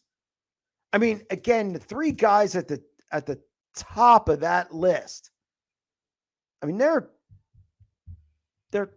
all top 5 guys. And that's not saying high limit isn't good. That's not what I'm saying. I'm saying Kofoid's a beast. Gravel's finishing in the top 5 every race. And you could say, well, they have no competition. No, Sheldon's still there. Logan Schuhart's still there. We can in one breath say how impressive Bill Baylog is, and then treat him like a chump when it comes to another discussion. You can't have it both ways.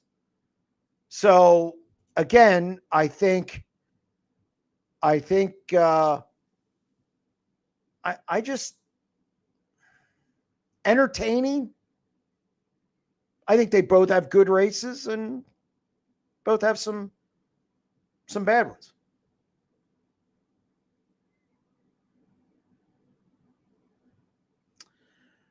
Regarding Mike Wagner and his concussion, does he have to be cleared by a family doctor if he wants to race again this year? Are the drivers their own doctor? Yeah, I don't hear much of, okay, you've got to be cleared. I think they're on their own recognizance on that one. I don't think it's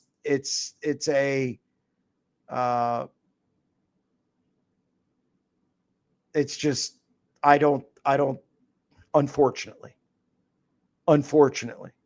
But Mike Wagner, I don't think would race anyway the rest of the year. Logan Wagner, that team now is more shifted. It shifted more to Logan Wagner. And talking to Logan, I think Logan's going to probably run a little more next year if things pan out. Talking to him at Lernerville, Mike Wagner's, his career's winding down. But I don't expect Mike Wagner to run the rest of this year, concussion or not. Logan, yes. Mike, no. But yeah, unfortunately, I think it's up to unless somebody sees something that's out of character and they call him on it. Otherwise, I think it's pretty much the individual. One series is already too top heavy. The reason Kofoid can't close on gravel is because even on an off night, there's not enough firepower to keep it out of the top 5. I disagree. I think gravel, even on a bad night, is just better. I don't think it matters. Here's the real problem. Gravel is the best time trialer in the country. There's nobody better at time trialing than David Gravel. Nobody. And in my mind, it's not close. And if I was going to pick the guy who time trials the closest to him, Carson, Buddy's been timing well, Aaron Reitzel, but it's not close. David Gravel times well every time. You could start him in a group the following weekend and he'd time in the top 5 of the group for the current weekend. He's just that good at time trialing. And when you time trial well, you're in position. And that car's good. Cody Jacobs is no schlub. Cody Jacobs can get it done. David Gravel knows how to pass cars. David Gravel, it's not that you can't tell me you just preach Baylog. And again, now you're saying Baylog is nobody. You can't have it both ways. Sheldon's still there. Logan's still there. I just think David's that good. And that combination is that good. And their points aren't separated by enough. It goes 4 and then drops down to 2 from second on back. That's just not enough points. You're just not going to make up points.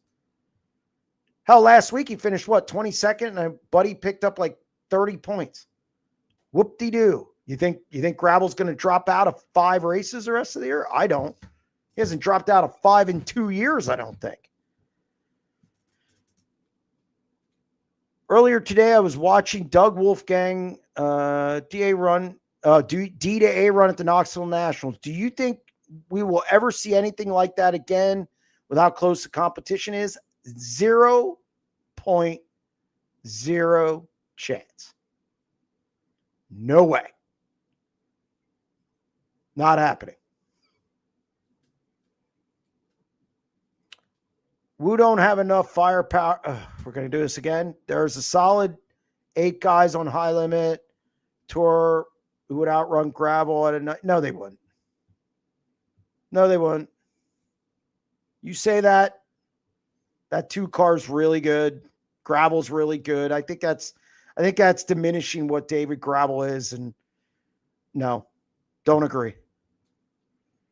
Times too well. It's no. Dave on line 9. Dave, how are you? Hey, Jeremy. What's up? Buddy Coachford, you said 3 years on a championship. I'll go you one better. I'll say he wins it next year. I'm not going to bet against him.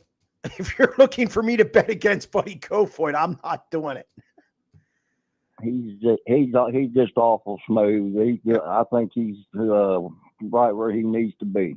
No, I think Buddy's really good, and I think next year, I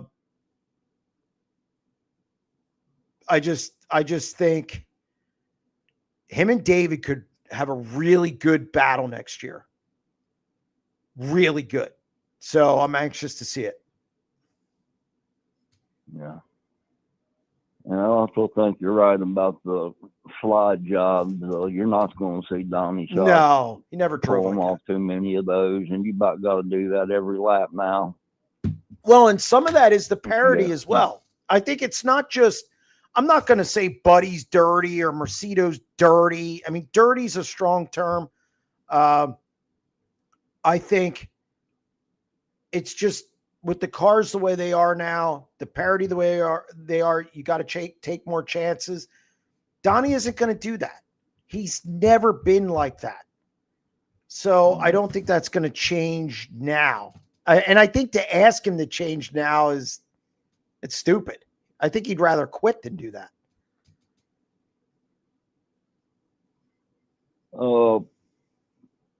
A high limit when they was at Lernerville and Williams Grove show, seemed like most of the posse was over at the Williams Grove. Very few of them showed up in Lernerville. That's true. Yeah. I mean, those guys don't really, I mean, Dietrich, I don't think runs Lernerville that much. They also have points there. Zierfoss points. Chase Dietz was going to come out and then decided against it. So I'm not really sure why they didn't. I didn't get a chance to ask him yet. So we'll see. And there's one more thing on that Jacksonville thing. I heard that the flag stand was on the infield. It is. And they've only got like one flag man up there, and he's got his back to traffic on the back straightaway. That's a bad deal. Agreed. It should never happen. It can't happen. Right. So okay, Jeremy. Thanks. That's all I got, buddy. Thank you. I appreciate it. See ya. Yep. Take care. All right. Miami Hurricanes only -7.5 versus Florida this weekend. Why? Florida is awful. Lagway good, but another 2-3 interceptions. This is like Miami should be 10. Yeah, I'm not 10.5, 11. I'm not going to disagree. It's because Florida played LSU tough on the road. That's why. Miami of Florida struggled a tick in the beginning with South Florida, but I think that, the game was delayed. So it's a rivalry. I think that comes into play. I don't know. I know I'm not betting it. There's no trend with that. I'm not betting that. I wouldn't bet it anyway. It's awesome that we think sprint cars are as big as the NFL, but it's not. We all need to get the word out about how great sprint cars are. It's never going to be the NFL. It's not going to be the NBA. It's not going to be baseball. It's not going to be. And the reason is there's some inherent things that sprint car racing has that does not appeal to the masses. We like it, and that's great. And my advice is let's enjoy it. You get it to as big as you can, but there's still some inherent problems facility-wise. Just the fact that, how many people want to sit out in 90, 95 degree heat and get drenched with dust? The average person doesn't want to do that. How many women, Kenny Wallace said it about the porta-johns, the bathrooms. Nobody wants that. Nobody wants that. So again, we like it. That's great. It's great to be passionate about it. But to think it's going to grow to that audience is ridiculous. What are some of the weirdest or coolest sprint car sponsor? First that comes to mind is, what is that? Oh, Teddy Bears, a line of collectible stuffed animals on Darren Knight or the Iowa Barnstormers on the 2KS. Yeah, I mean, I've seen strip joints on cars. I've seen all kinds of stuff. I don't have a coolest. I'm sorry. I just don't. Where do you think Randall and Sam's run next year? Good question. I think Randall runs high limit. I think they somehow figure it out. Danny Sams.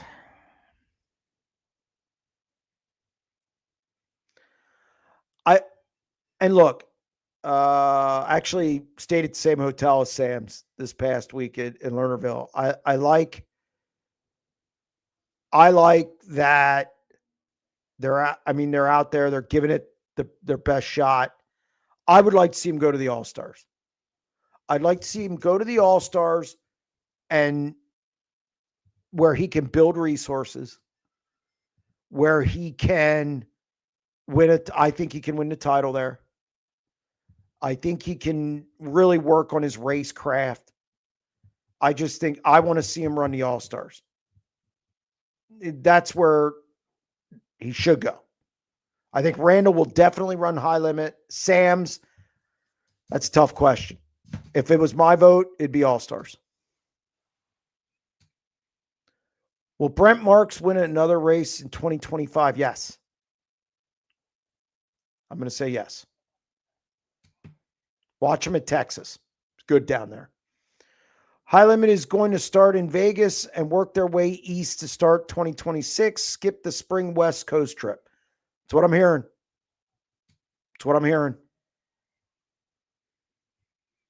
Will High Limit take over the Knoxville Nationals when the streaming rights come up for auction after next year? I'm quite sure Flo is going to throw a very sizable number at Knoxville. That's how it works in streaming. It's no secret.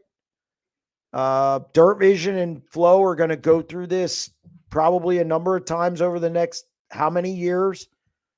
So I wouldn't be surprised if Knoxville's contract's coming up. So I just don't.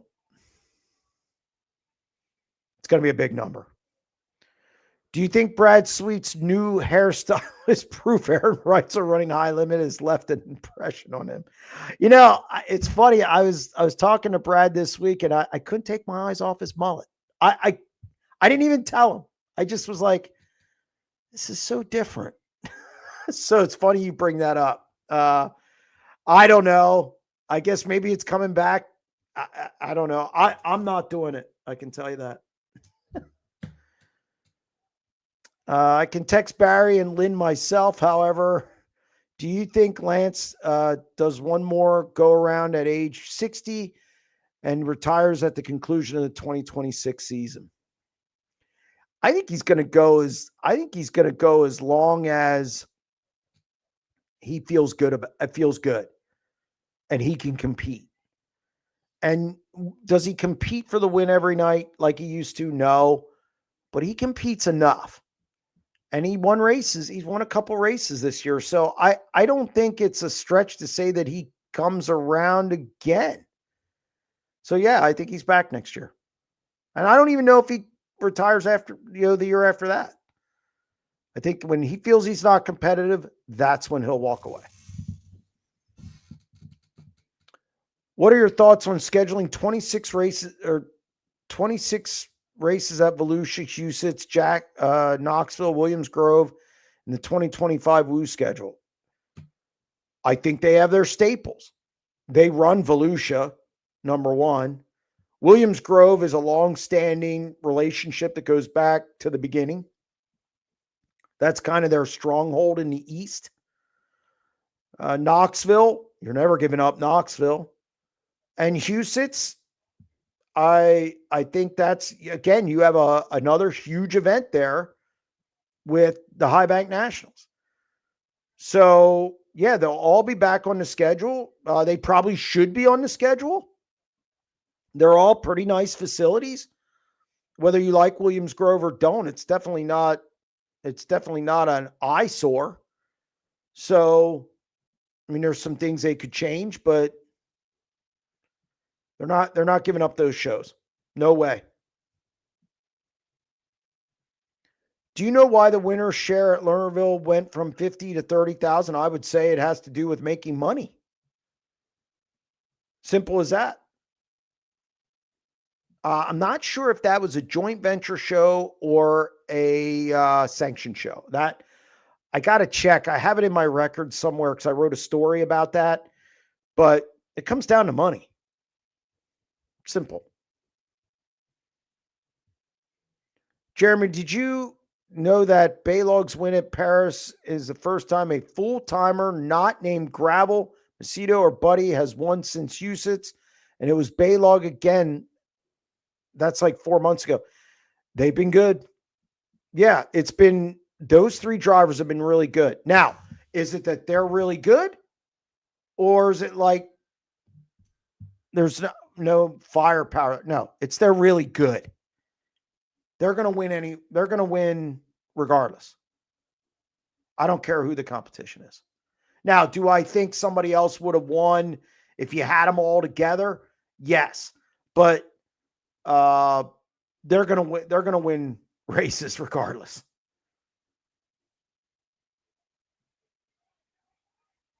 All right.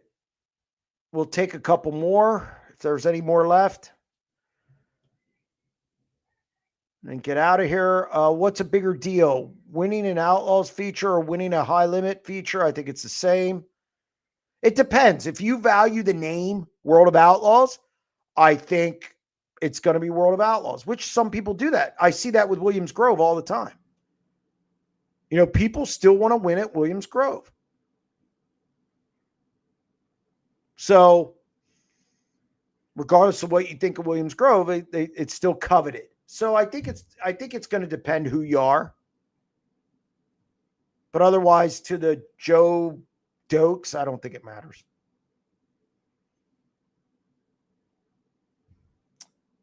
Which series consistently pays better? I think it's close. It's close. It's not like it's drastically lopsided. You know, and look, the Knoxville Nationals and Kings Royal are specialty events that would pay that much with or without a sanctioning body. So I just don't think it's a big gap. I think it's pretty close because I do know this. Every Outlaw team should send Brad Sweet a thank you card because if it wouldn't be for high limit, they wouldn't have raised their purses and they wouldn't have raised their bonus money and they wouldn't be doing it again at the end of this year because they wouldn't have to. So again, it's a push to me. Why does a team like KKR or Jason Myers Racing shutter a team that has significant sponsorship on board? Oh, it's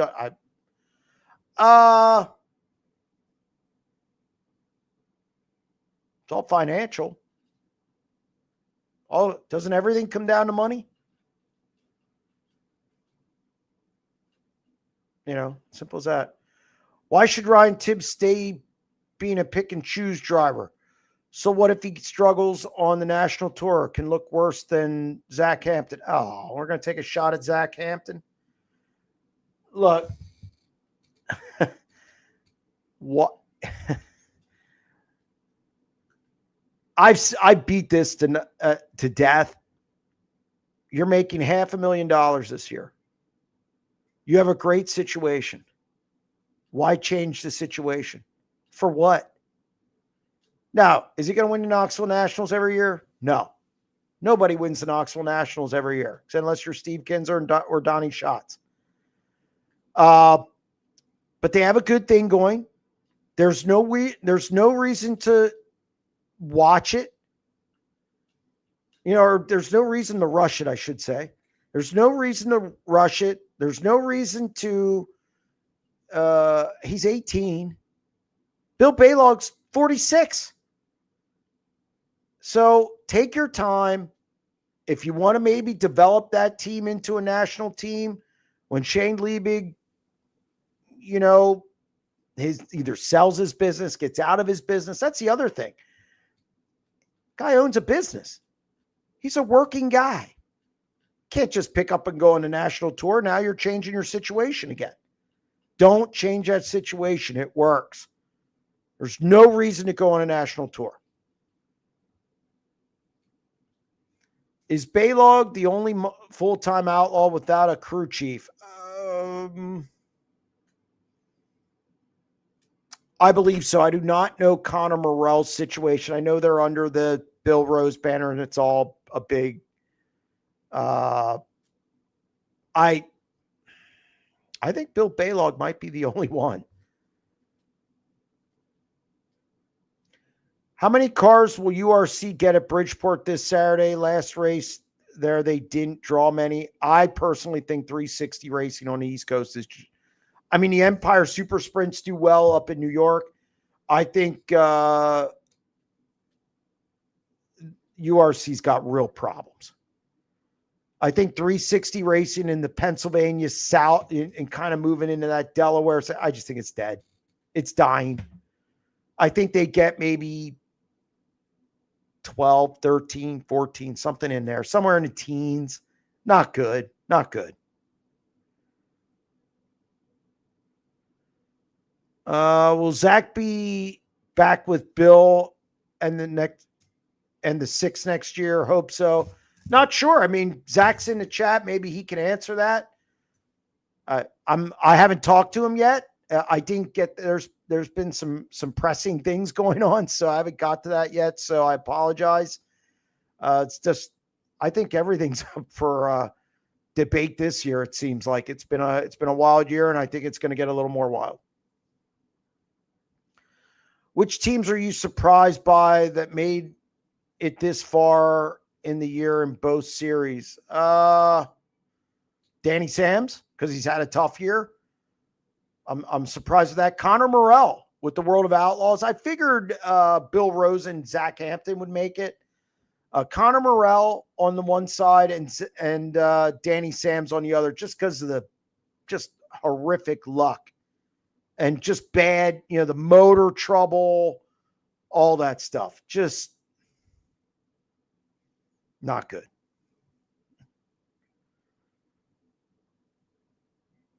Logan Julian just cracked off a few IRA wins in the last few months out of the blue. What do you think his future will look like? I need to see more of him. I saw Brenham Crouch kind of do the same kind of, he won their title as a rookie. And I want to see more of Logan Julian. I've seen his name a lot. Admittedly, I've not seen him race much. Sorry to say. But I'm anxious to check him out. I want to check out, see what he looks like.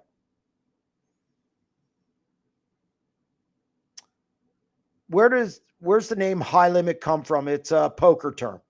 High Limit Room. How many posse cars do you think will show up at Bridgeport for a High Limit race? I assume you mean the High Limit race. I think you'll have all the regulars. I think you'll have Freddie. I think who else is racing that night? It's a Saturday night, I believe. I don't know. Could be dicey. I think you'll get the hitters. The guys who aren't married to a track. Macri, Dietrich, Dietz. I think you'll get them. I think you'll get, I think you'll just get your hitters. Like, I think if Lincoln runs, it'll be Troy Walkman will go there. Also, who's the worst 410 track champ in the country in 2025, you think? That can't really be Zach Hampton. The worst? I don't know all the track champions. I can't. I don't know. Because I don't know all the track champions. I don't know all the track champions at these tracks. That's probably not true. In Pennsylvania, I know who they're all going to be. And I know who Knoxville is. And I know who Fremont and Attica are. So they're the same guy. I mean, they're all good in their region. So it's to say the worst one, it's kind of a hard question because if they traveled, they would struggle. So and ours aren't decided yet here yet. I mean, we have the Grove yet and Lincoln. So Lincoln is running same night as Bridgeport. That's what I thought. So you won't get Freddie Raymer. You won't get Troy Walkerman. I figured Lincoln was running. Because why not? I was surprised to see a second Stamen car at Lernerville. No talk about it. That's because it wasn't it was just painted like it is Carmen Perigo Jr. I don't know if Stamen has anything involved in that thing. I was told, I think it's just sponsorship. Not 100% sure, but it's just painted like it. I know there's sponsors on it. I don't think it's the same though. I don't think he owns it. Could be wrong on that. I never see that car. Hearing any rumblings on Vermeer Motorsports 2026 plans? Recently, I have heard a couple different things, but again, it's been 2 or 3 different things, so I'm not gonna, I've just heard that one of them is it's going to be status quo. That it's going to be the same deal, and then there's been some other rumblings about Madsen, so I really don't know for sure what's going to happen there. I've not talked to Tony Vermeer. Does Caleb Henry get a chance on a pro tour? I like where he's at. That car's not going national tour racing. And I don't think he's going to get a call over somebody who's already out there. So I would say no. When do you think news starts to break on the National Series offseason moves? Soon. I think you're going to see it over the next month. High Limit's going to wrap up their season in October. I think you're going to start to see people moving around and doing some different things. Will the Woo create something like the dice roll where fans can win money with the driver? I doubt it highly. I don't think they're going to want to be accused of copying High Limit. So I have my doubts on that.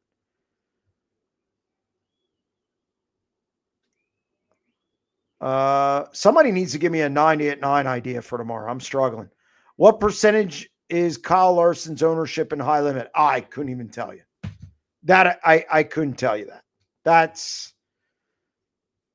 I would just be speculating, and I have no idea what his percentage is or how that works. Is Cal Raleigh 56 HR the most impressive power hitting campaign since 1961? I don't know. I mean, I'm not a baseball guy.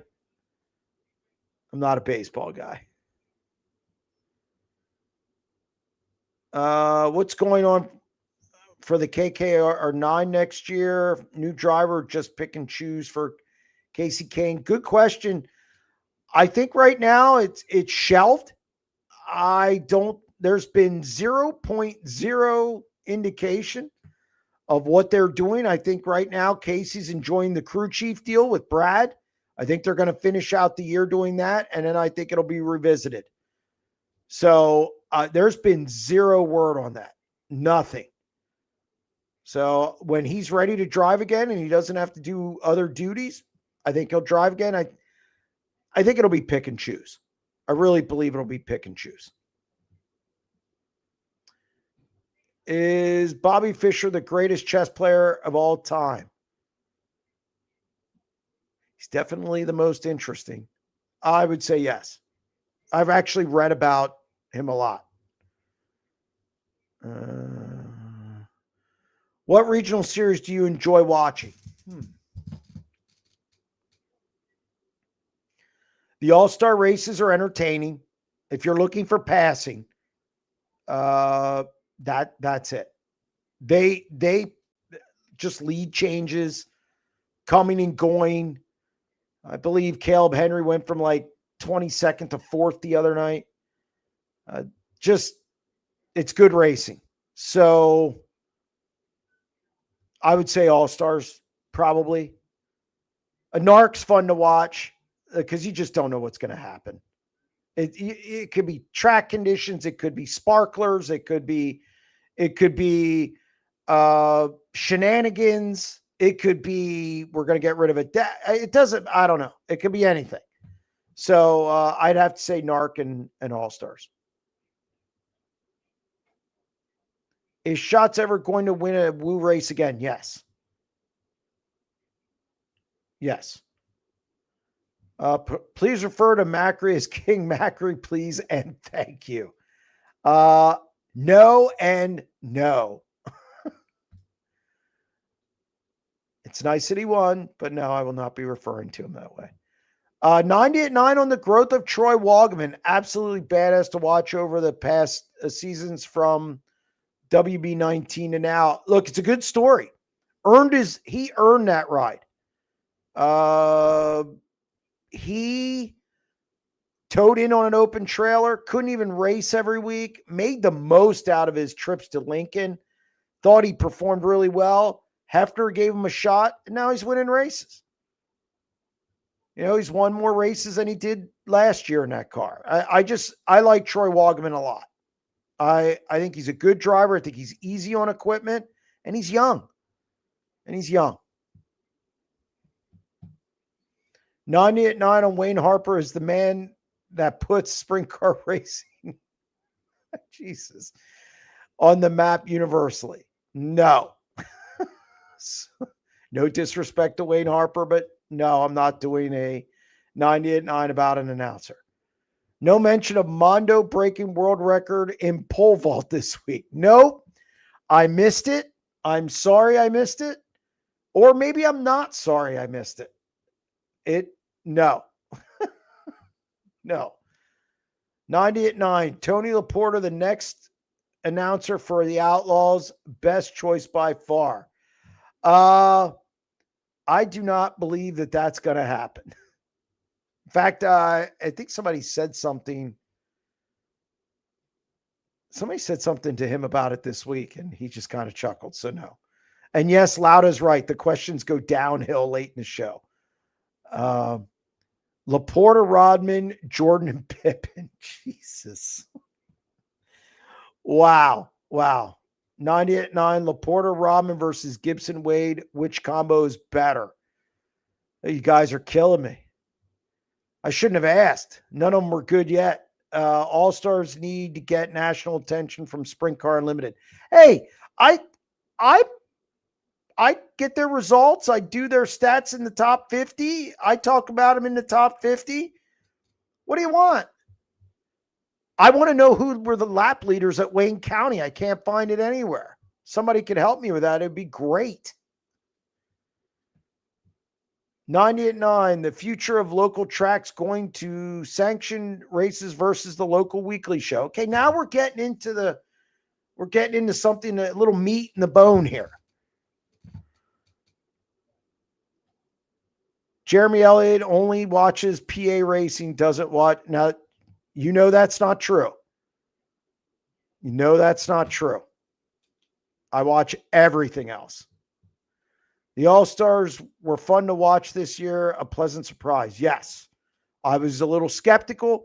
Granted, they don't have the national names, but I like I liked what I saw. It was a good first year for them.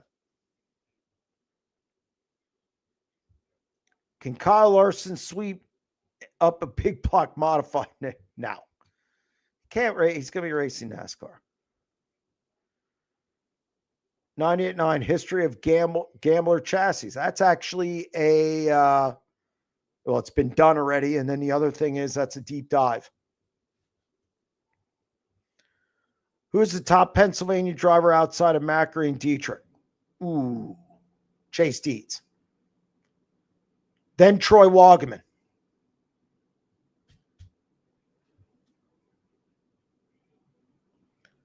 All right, is that it? How many Capitals games will you attend this season?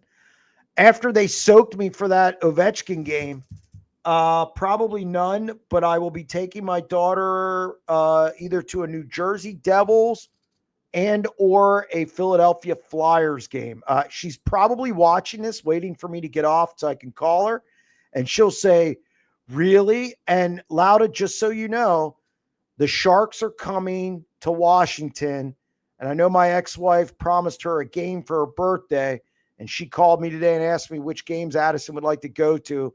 And I said, well, if the Sharks are on the slate, of course. But I will probably get her to a New Jersey Devils game because we want to hit as many stadiums as we can. Arenas, I should say. And the Flyers are cheap because they suck. So that'd be really easy. It's like $29 tickets. Wayne County was hand scored. I don't care. I'd still like to know the lap leaders. Can somebody, I mean, I can't, it's incomplete. I'm going through withdrawal here because I can't complete the task. 69K plans for the end of the season. I think you'll see Darren Pittman in the area this week at the Grove and Baps. And then, of course, he's going to run the National Open. They're going to go to Texas with Pittman in the car as well. So we're going to have a lot of Darren Pittman coming up. Jeremy, are you working on the merch? Christmas is around the corner. This damn merch. I get hammered for this merch all the time. Not yet. Not yet. I haven't gotten to that yet. Let me get through some stuff first. How much longer will Billy Napier be? This is Corey Neshaw. And Corey Neshaw is a Tennessee Volunteers fan. And because they're so bad at closing the deal, he's going to bag on Florida. But Billy Napier, I didn't like him when he was hired.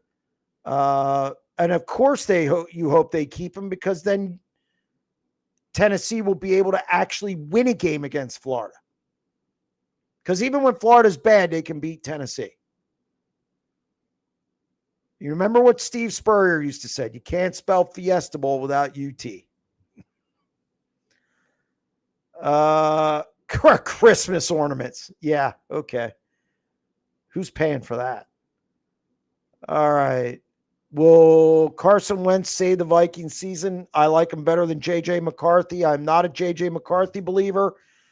He was good at Michigan because it's college. And I have a problem when you don't throw a touchdown pass to win the national title in 2 games.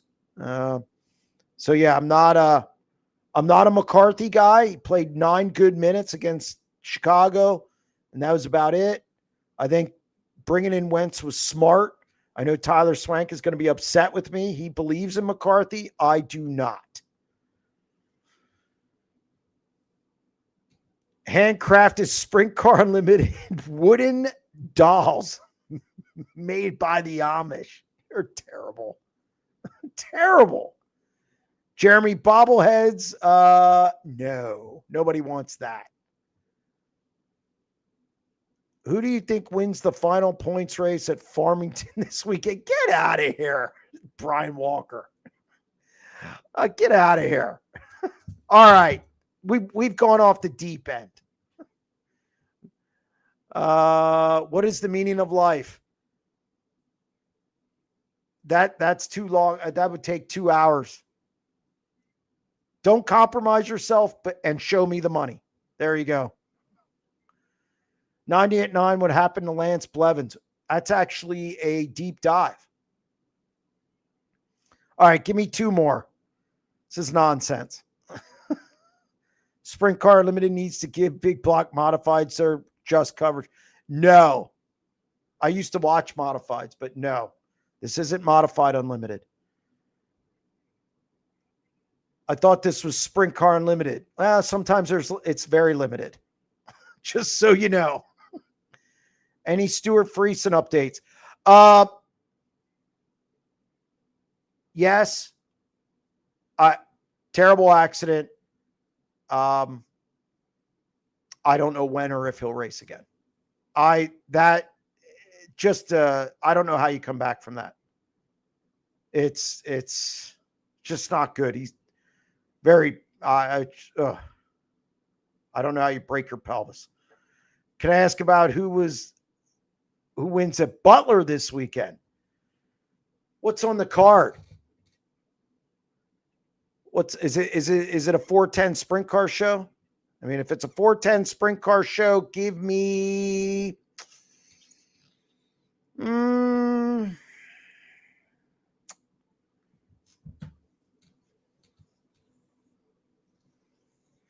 who's going to show up? Give me McCarron. How's that? Didn't think I'd pull that out. Give me McCarron. Brian Walker and Tony Porter rent single bedrooms on the road. No judgment. Jesus. Kyle and Brad don't have the budget yet. Terrible. Good. Thanks, Eric. You saved me. Again, that's going to wrap up this edition of the SprintCarUnlimited.com live show. I appreciate everybody coming in, even the ones at the end. It was a good time, and it's always good to laugh about stuff every once in a while. But again, we'll be back next Tuesday, and I'm sure we'll have plenty to talk about. Stay tuned.